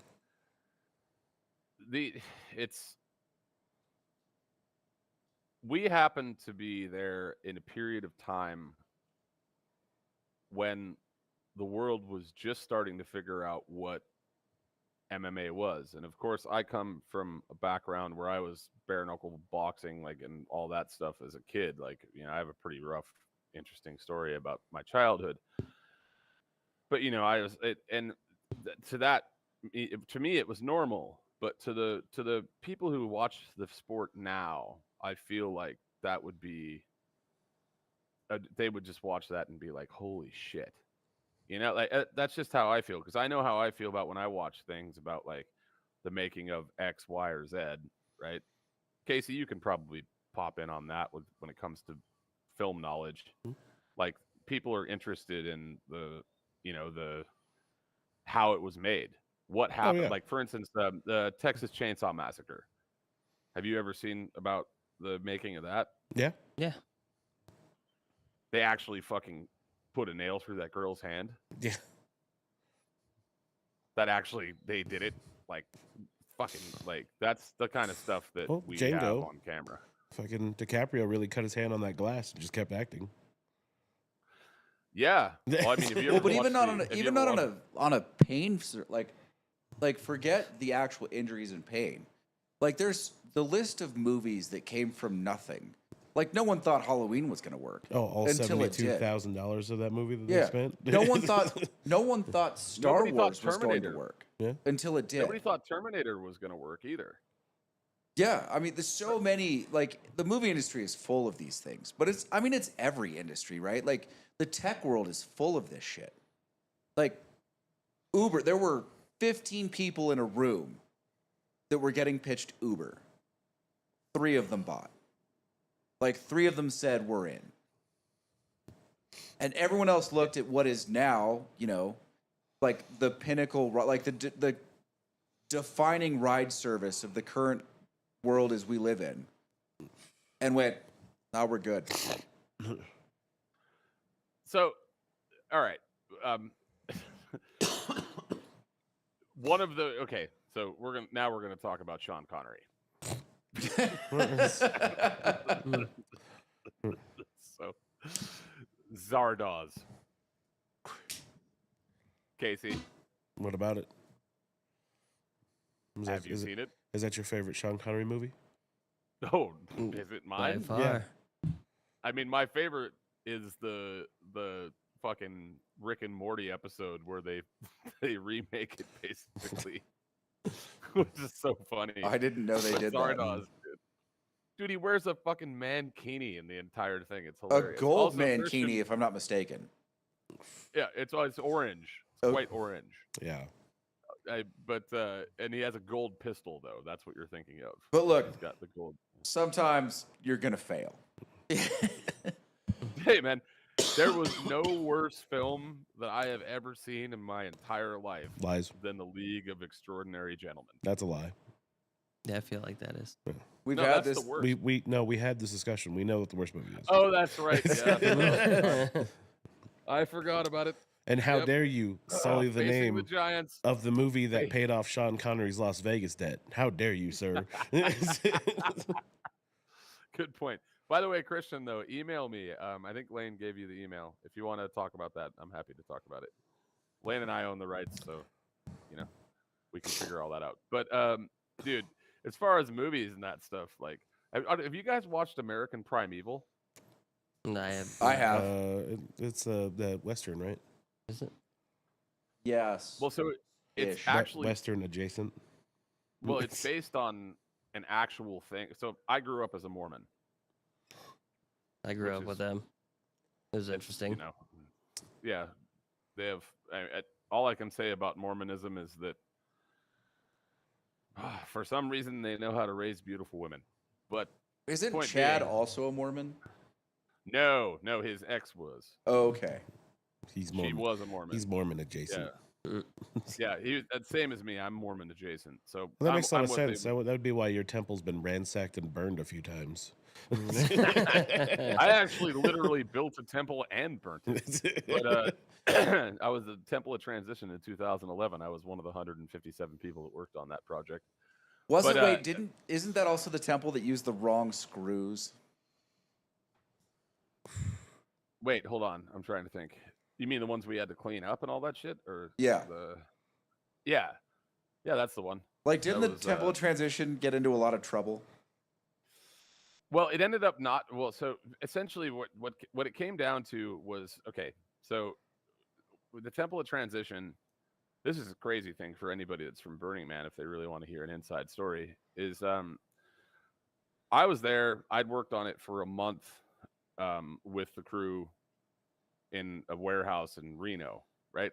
Mm. And then I was out on, but they'd been working on it for 6 months before I got there. So trust me, in this story, I'm nobody. I mean, I did make if you any picture of the Temple of Transition you look at, you'll see my piece of art that I made right in the main spot. But aside from that, I did a lot of other things around as well. I also have that footage. I'd be what careful with happened- that footage. B-board might actually come after you. Well, I mean, I'm all right with that. I'm in Cambodia. I'm easy to find. So what happened was we're there, and essentially they came out, B-morgue as we call them. So you have to understand first what the Temple of Transition was. It was the largest freestanding wooden structure on planet Earth for 1 week until we set it on fire and burned it down. And so the middle tower was God, how fucking big was it? 83 feet, I think. 83 feet tall. And then there were 5 surrounding towers that were the anchors to be able to hold that main tower together, right? So structurally, it was designed in that way. So we were a bit behind on time, and they came out. B-morgue comes out. They roll up in their little fucking golf carts, all fucking angry. And they told us specifically, if you don't have the other like 5 towers up by tomorrow, there's only going to be 1 tower. And I remember the engineer just saying, that's not possible. Like we can't, we cannot, if we don't have the other 5 towers, the whole engineering, like the way that it works, all of it is not gonna, it'll kill people. And they were like, we don't care, figure it out. And then they just drove off. So myself and 157 other people, I took a bunch of Adderall for the first time. I'd never taken that before. Worked for like 27 hours straight. Cranes and shit, all the things. And we got the other towers up just in time for B-Morg to come over and then be like, yay, you guys did it. And I'm like, yay, you're also not paying me any money, you fucking asshole. But when the Temple of Transition burned, my art piece, which was a 4D kind of structure, it's an example of the universe in a state of entropy. I'll send you pictures at some point. We can show it at another point on the podcast. It looked kind of like a ninja star, and it broke off on fire from the main part of the main temple. And there was the Temple of Birth, the Temple of the Renewal, the Temple of Death, all these different temples around it, right? So my ninja star thing, I'm sitting there and I'm watching it. It's like 8 feet by 8 feet, 3-dimensional, but 4-dimensional, essentially, if you incorporate the other elements of it that if you add it all up and figure it out, comes flying off and just goes and just right into the Temple of Birth and just demolishes the Temple of Birth completely. And I was sitting there thinking to myself while I'm watching it, dude. I was just like, well, I guess that's me now. Yeah. Fucking wild story, man. That whole, the Temple of Transition was, Google, actually, Sergey Brin himself, he gave $750,000 towards that project. Of which I made none. I mean, it's like $10 for him. Yeah. Oh, yeah. I mean, for a guy like him, yeah, for sure. Google just bought, Also, I forget the name of the company. They just bought, it's a cloud security company. They basically secure transactions between different cloud servers. Cloudflare? No, it wasn't Cloudflare. For $32 billion. I mean, that's like sleeping money for them. I mean, they are, they're like, oh, 32 billion? Oh, okay. I think I have that in my pocket. It was all cash. It's like me going to fucking walk across the street and go buy a 52-cent fucking Gansberg made with tiny little Cambodian hands. German beer. Where's it made, Casey? In Sri-Lanka. In the film. Yeah. Let it go. So next week we're gonna do the beer tasting. Yeah, I'll get the beer next week. I got some time. I got a couple extra days off. I'm winding that restaurant down, so I got some time. Nice, man. I'm looking forward to all that. That'll be fun. Christian, you should go buy the same beers as well. Josephus, you should as well. Jeannot, you should as well. Don't do that to Jeannot. Jeannot has taste. Well, That is true. well, Jeannot, get yourself a Gibson, and then we'll just call it even. 2 onions, I know. That's how it is. Jeannot loves the one drink that can actually kill me. What's that? Any drink can kill you if it has onions in it. Ooh. Essentially. Gibson has 2 cocktail onions in it. He specifically likes 2. Again, Elaine and I drove all the way from Tahoe to, I think it was Santa Barbara at the time, just to bring him what was the name of the gin? South Gin. Again? Yeah. It was made by the same from New people as Zealand. 42 Below. And somehow you could get 42 Below everywhere, and you couldn't get South Gin anywhere. Except for Tahoe, apparently. That bottle was sexy, too. I wish I could find Florida Canya out here. No, that I had bottle it- was Kevin. That bottle was not bought in Tahoe. That bottle was bought in New Zealand. Yeah, by your parents or something. Yep, they were on a cruise, Oh, nice. Yeah. Wow. and they were it like, was literally transported by Lane's family to Tahoe, and then from Tahoe to Juneau in Santa Barbara to make him the perfect Gibson. on an ironing board bar. I remember the ironing board. Also, I remember sleeping on your couch, and I remember the number of times that I had, we'll say, companions, and you having to deal with that. Oh, dude. Yeah. Okay. But I was okay with that because I remember the one companion that came over for me drunk and proceeded to ruin your sleeping bag because you kept her from coming into my room. Yep. Yep. That was. Dude, it's like you said earlier, Lane. Like when we talk about our life stories, sometimes when I speak, it's just like, did this actually all happen? Like, yeah, no, it did. It happened. My favorite part of that story is that I was completely oblivious. I was out fucking cold.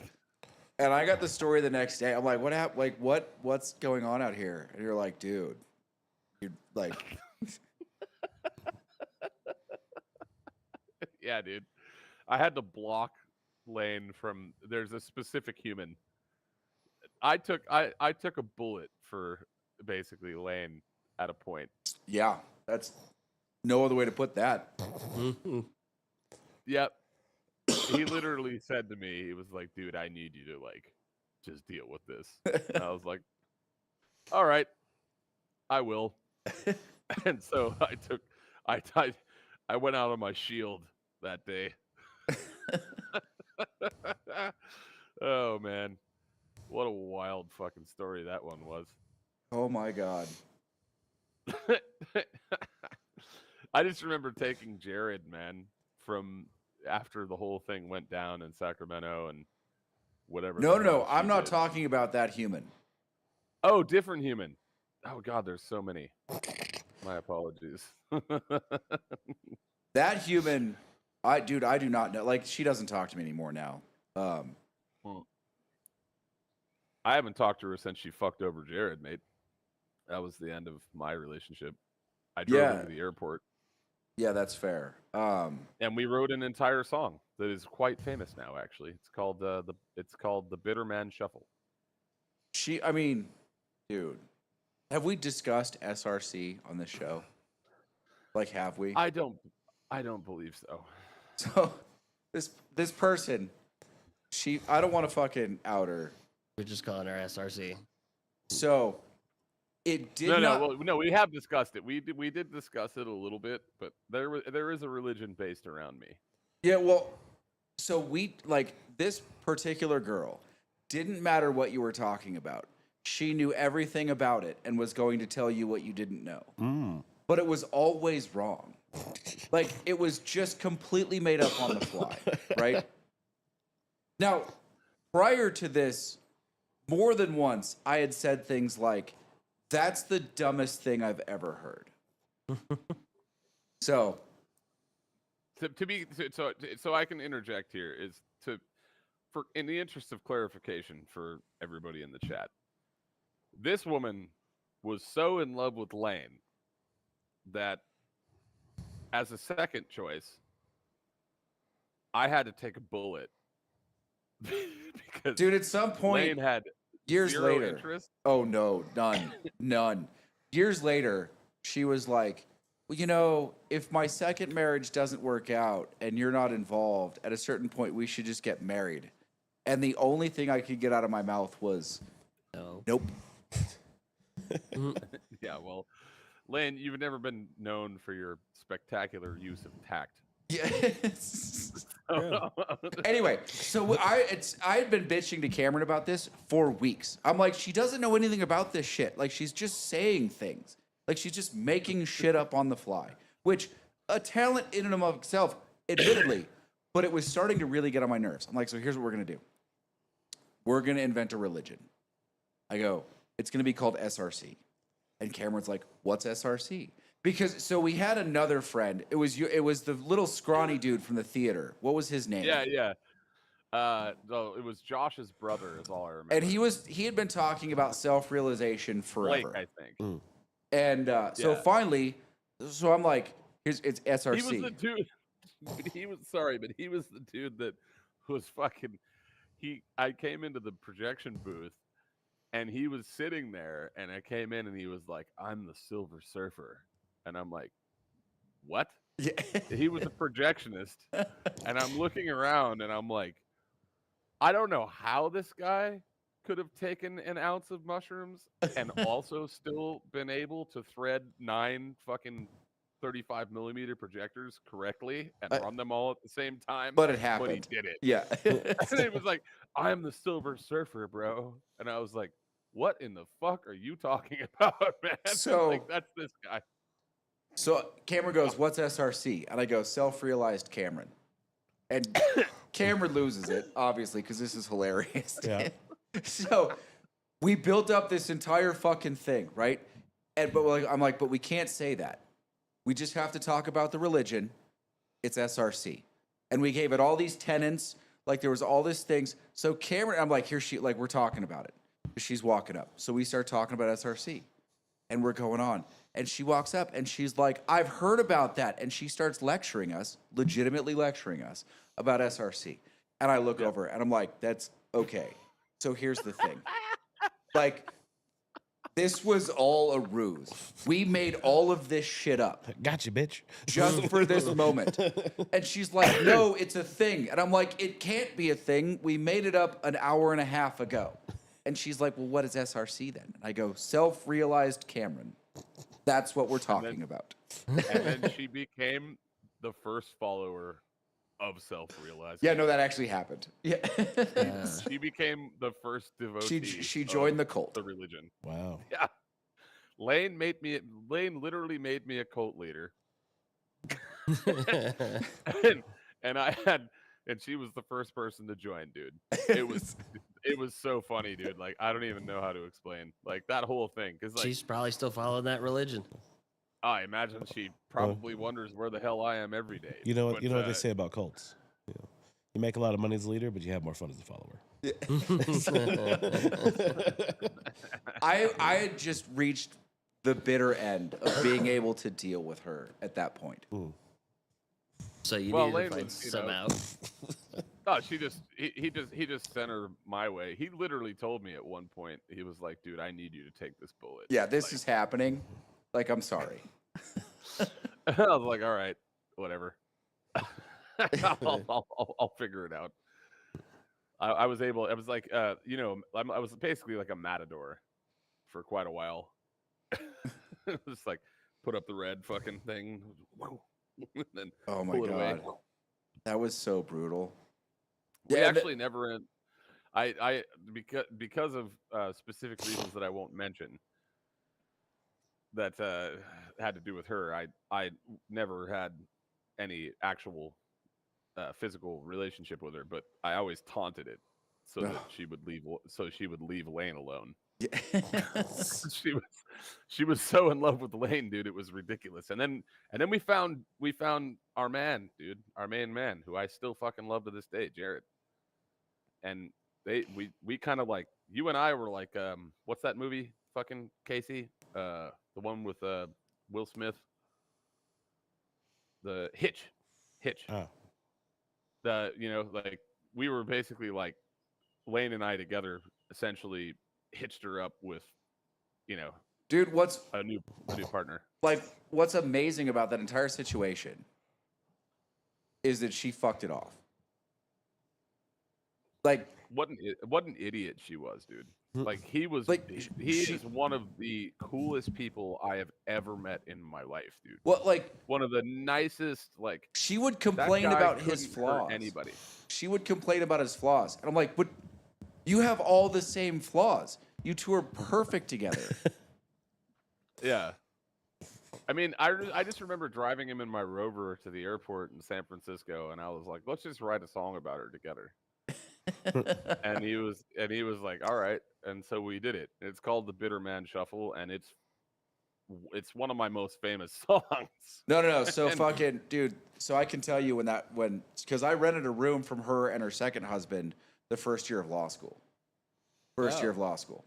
Oh, she had another husband? Yeah. She married another guy who's She somehow also lured rad, and another human? she's Ooh. gonna fuck that up too, probably eventually. He was fucking cool as shit. And they were supposed to go to Vegas, and I was supposed to watch their dogs. They were leaving on like Thursday, right? Those dogs that were always underfoot, the ones that were. Yeah. I mean, I love their dogs, and I had no problem watching her dogs. But that was the Monday before they were supposed to leave, is when I found out my mom had cancer, and I did not take it well. And I walked in there, and I was like, I can't watch your dogs this weekend. Like, I'm going home. And she's like, whoa, I can't believe you're doing this to us. Blah, blah, blah, blah, blah. And I was like, look, this is what I just found out. I'm going home. And she, like, at that point, like, I've just told you what I know. Like, accept the fact that I'm not going to take this well and fucking sit there. So her and her husband, who's actually bigger than I am. That's Not like functional weight, but bigger, like taller and bigger than I am, are both sitting on the couch. And she goes, well, if you had just kept me up to date and talked to me, and I cut her off. And I go, excuse me? And the husband, who was a very cool guy, started to do the like, I'm a good husband thing, and started to inch off the couch like he was going to do something. And I looked over at him and I said, you sit your ass in that fucking couch. I go, I'm sorry. I was supposed to tell you. I found out 35 minutes ago. I'm supposed to fucking tell you what now? Like, what kind of fucking shitbag person are you? Find a fucking place for your dogs if you want to go to Vegas. I'm going home. And if you have a problem with that, too fucking bad. And that was like, I don't know that I ever spent another night in their place. Like, I was fucking done. I'm like, you. I don't think you understand. No, I mean, I definitely understand, because I remember, like, But like, man, that's the thing is, the way that Caitlin always. I shouldn't have said her name. Shit. I just doxed her. Fuck. Well, I mean, there's a lot of Caitlins in the world. You didn't right? say last name, so you're good. Yeah. but I mean, like, that dude. The way that she was, dude, she would always. That sounds like one of this them shit. Jezebels. Dude, she fucking, like, the husband got it. Like, he saw it and just fucking sank as deep into that couch as he could. Yeah, because he was about to look really fucking funny picking up broken teeth with broken fingers. Dude, I don't like that. Like, I had fucking been crying for like 45 minutes, and I am not a crier. Like, that fucking hit me so hard. Yeah. I have literally never seen you cry one time in my entire experience with you. Yeah. And all she could say was like, well, if you just kept me in the loop. I'm like, literally go fuck yourself. Like, what loop? What? First of all, who the fuck are you, bitch? Yeah. No, man. I mean, that's the thing you got to understand about her as a person. It's like, that was kind of. I mean, there were certain parts about her personality that were quite lovely, and you like. Dude, in that moment, I like in my head, I'm able to utilize, but like she also was just like a bitch, extremely self-aggrandizing. Yeah. In that moment, like in my head, I'm like, what kind of self-aggrandizing trash are you? Like, what? How is that more important? Like, what the fuck? Like, if you would come to me, if so, I have 2 dogs, 2 cats, and if you would come to me and you were supposed to watch them, and you said, look, I just found out my mother had cancer, I'd be like, shit. Okay. Like, what do you need? Yeah. Like, how do I, like, what can I do to help you? What an actual friend But, does.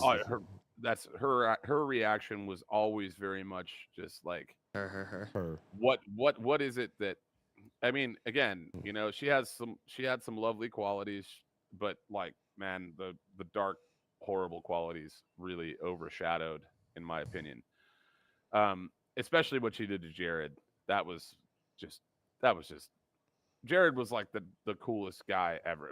I was so happy when we hooked her up with Jared, and then like when she just did what she did, like you know, like okay, you know, like she's just I'm sorry, an idiot. Yeah. But yeah, that was after that. Like, there was some finalizing of bills, and then she was like, you know, I wish you luck in your future endeavors, and like, I don't. You're like, I never want to see Well- you again. Yeah. I hope you die in the fires of hell. No, I mean, I didn't. I I was like, I'm just fucking like, I'm I just done. checked out. You're I'm out. like, I'm good. Dude, Oh, what do I've you do in seen that it. situation? Yeah, that's fair. That's fair. I mean, that's the right answer. Realistically, I did it many years ago. Basically, when I drove Jared to the airport, that was when I checked out on that situation. I was like, nope, I'm done with that. You know, like it. And last time I heard about, I've been trying to find him for a while. Actually, Jared, I haven't been able to find him because he has such a common name. It's like the most common name ever. So I can't seem to find him. But Yeah. he was moving to Oregon last time I talked to him, which was I think God that must have been. When was that? When was I there at Caitlin's house and Caitlin and Jared's house playing the boxing game? Jesus. I do have to Must think about have that for a minute. Maybe 2009. I was gonna say 08. Yeah, I think it's around then because that was after I walked away from the movie theater business. So, but yeah. Anyway, yay for darkness. Right? 08, 09. All right. Cameron, you got anything else tonight? Well, I mean, you mean what do I have going on? No. Like, we're at 2 hours. These cameras are about to die. I do real quick want to summarize the whiskeys. Kevin, do you have a winner? Number 3. So Old Forester. Yeah. Okay. That Old Forester's always going to be a good It's one. it's a banger. I think I like the shanks. It's just a little more viscous. Yeah. That middle one's also very good though. I got on that middle one. I just got like cough syrup. Yeah, it's a little bit. It's also a little bit rougher. It feels a lot like a Russell's Reserve barrel pick. They don't taste like anything to me. Oh, you can't taste anything. Yeah. No, like I mean, they're all like I would drink. They legit all taste like water. Well, I drank them all. Yeah, mine are all gone. I still have a little bit of 3 left because I was saving that to the for a while. The bitter end. That's right. All right. So, Coming. what did you soon. think it was? Yeah, Christian, we've opened that. I thought it tastes a lot like a Russell's Reserve barrel pick. Okay. I don't know what it is. I think we already did the Yellowstone, right? Oh yeah, it's not Yellowstone. No. All right. Well, I mean, if it's got some cherry notes and cough syrup, then it's probably, I don't know, it could be one of the Remuses. could be. I had enough oak for that repeal reserve, Oh, that's true. All right. and a little too proofy. So the bottle says Jack 12 Batch 2. Oh shit, Yep. Wow. that's a Wow. lot more cherry than I thought. Right. I mean, I couldn't smell it either, so I couldn't tell you if it had banana bread. It's good Yeah, though. I didn't smell the banana in there. I got just No, mainly the cherry. banana fades on the Jack 10 and Jack 12. Yeah. Anyway, that's the whiskey. We didn't talk about the cigars. We don't have anything cool to smoke right now. It's going to the off season. We're quiet. Yeah. I smoke at a moose. Well, I mean, so moose. I just got. By the way, I just did got too. off the Moose. You just got what? Sorry, I couldn't. Moose. I said I. Moose. Moose. Okay, all right. Apparently, that's Casey's new word of the day. Yes, that's right. Moose. There are many moose. Somebody let him out of. Josephus, that needs Stag training. 24B is really good. That is. I mean, Stag is one of my favorite bourbons, just period. So I think next week, it looks like we'll be able to have Joshua Hiram Banks, who's a big punk rock promoter and that stuff, and has written many books. We'll probably have him on as a guest if that works out. He's got the time. Is he going to I be in just talked to him Tahoe or about is he going to be virtual? No, he'll be in Hanoi. Okay, so virtual. Yeah, virtual. You I mean, guys I will be guess in the same call then. Yeah, essentially, yeah. We'll set Yeah. it up if that's something you guys want to do. but yeah, he's the my partner in Punkocalypse Festival, which was one of the many music festivals that I produce. Um, so this one though coming up is pretty insane. It's going to be Fang, Fang is kind of a crazy. Like Fang is kind of crazy if you really think about it. Like if you look at their history, Nirvana, one of their most one of their most selling tunes that they ever did was a cover of Fang. Cameron, I want you to look down and just read Christian's comment. Don't read it out loud. Just read it to yourself. Oh, I have to actually get YouTube open then because my. That's too bad, Cameron. That's a shame. It is. No, I'll look at it. Christian But throwing burgers. but yeah, so there's Joshua would be he wants to come on the cast, and I think he's a really good person to have on the podcast. So, but up to you guys, you know. I'm gonna try to look at Christian's comment because I told you guys my computer is basically since the last Windows update. By the way, fuck you Windows and Chrome. I know you're listening, cunts, and fix your shit because it's like everything sucks right now. Like doesn't matter if it's a Mac. We have 2 Macs and we have also like 2. Did you update it to Windows 11? Is that what happened? 11.8 or something. Well, it was forced update. I had no choice in the matter, unfortunately. Hold on though. I'm looking into. See, this is how long it's taken for it to load. That's brutal. Wow. It is brutal. You back and dial up now. Stop looking up that Cambodian porn. Well, there is no Cambodian porn, but Not yet. I mean, there's plenty of, I imagine, of plumper porn that Casey could be involved in. Why? Why? Lane's gonna hate me after this. All right, hold on. I'm going in. Just tell Dad not to watch all the way to this point. Yeah, I mean, my dad watches as well. So Cambodian. Oh my God, there's your DJ name, Cameron. Cambodian. Cambodian? Cambodian. Well, my DJ name is Heuristic. So No, it's not. that's Not anymore. But when I play strip clubs, which I plan on doing when I come back to the Cambodian. States, I'm going to play all the brothels and all the strip clubs that are possible because they pay very good. And I'm going to be called Camshaft. Sponsored by Bro Dude Energy.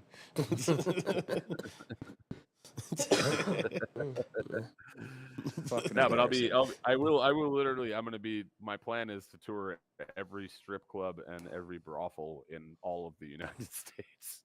Oh, all that's where all the 25 of money them, is. huh? Yeah, exactly. Well, I mean, there's more than that. I mean, illegal ones as well, you know? But yeah. Christian, you're fucking killing me, man. Wait, I'm trying to load it so I Well, can see, actually read that's what you get for Kristen's turning it comments. off. You're missing all the gems now. He's finally throwing out some good ones. Oh, shit. Hold on. I'm Man. just He's getting like, I'm it. almost there. I swear, I'm almost there. It's almost there. That's what she says, man. I You got know? YouTube typed in. Starting to Well, feel I mean, like you know, quiet. Quiet. That's right. Moose. quiet. All right, Moose. Cameron, read them later. We're gonna get out of here. We got reviews to do. Well, I won't be able to read them later, unfortunately. Oh no, we have to leave this open so we can read it right now. That's disappointing. That seems like a you Right? problem. It sounds like Yeah. a you problem. Well, it is a me problem, and most things are. Word of the day is okay. There's like a couple. No, you before gotta that. go. Like, that's not the one. Which one are we looking at here? It's after the 24B, Stag 24B. 2 down from that. Holy hell, there's a lot in here. This is great. Yeah. When your brother says, "What the fuck?" Yeah. That's pretty damn funny. Yeah, that was during your story about the film you're pitching. Lady Boy. Which Lady Boy the movie? Yeah. Lady Yeah. Boy the movie. Lady Boy the movie. Starring Coming in a theater near you. Starring Cam Bowman. Look at that. See, I can talk over him so they won't get it. Starring Cam Bowman. In Is It Really That Bad? Well, you guys got some reviews to do and all that, which I'll be a part of at some point. But yeah, What are the beers that we have to pick up? Tiger and Chang. Tiger and Chang. Tiger Chang Singha, if you can find. That way, Christian and Josephus can see if they can't find it. Yeah, Josephus. So Tiger Chang Singha, if you can find Singha. And then whatever shitty American beers that we want to compare, like Silver Bullet, why not? You know. I thought we were going straight Coors, not Coors Light. Well, we can go straight Coors. I just don't know if I can find it here. I can find Budweiser here. There's Budweiser here, so I can do a Bud. We can Zer. Budweiser. All right. Listen, everybody in the chat, thanks for coming in, man. We love you guys. If you made it this far, go ahead and do YouTube things. Holy Jesus. Sorry. If you made it this far, go ahead and do YouTube things, and we'll catch you on the next video. Thanks for watching.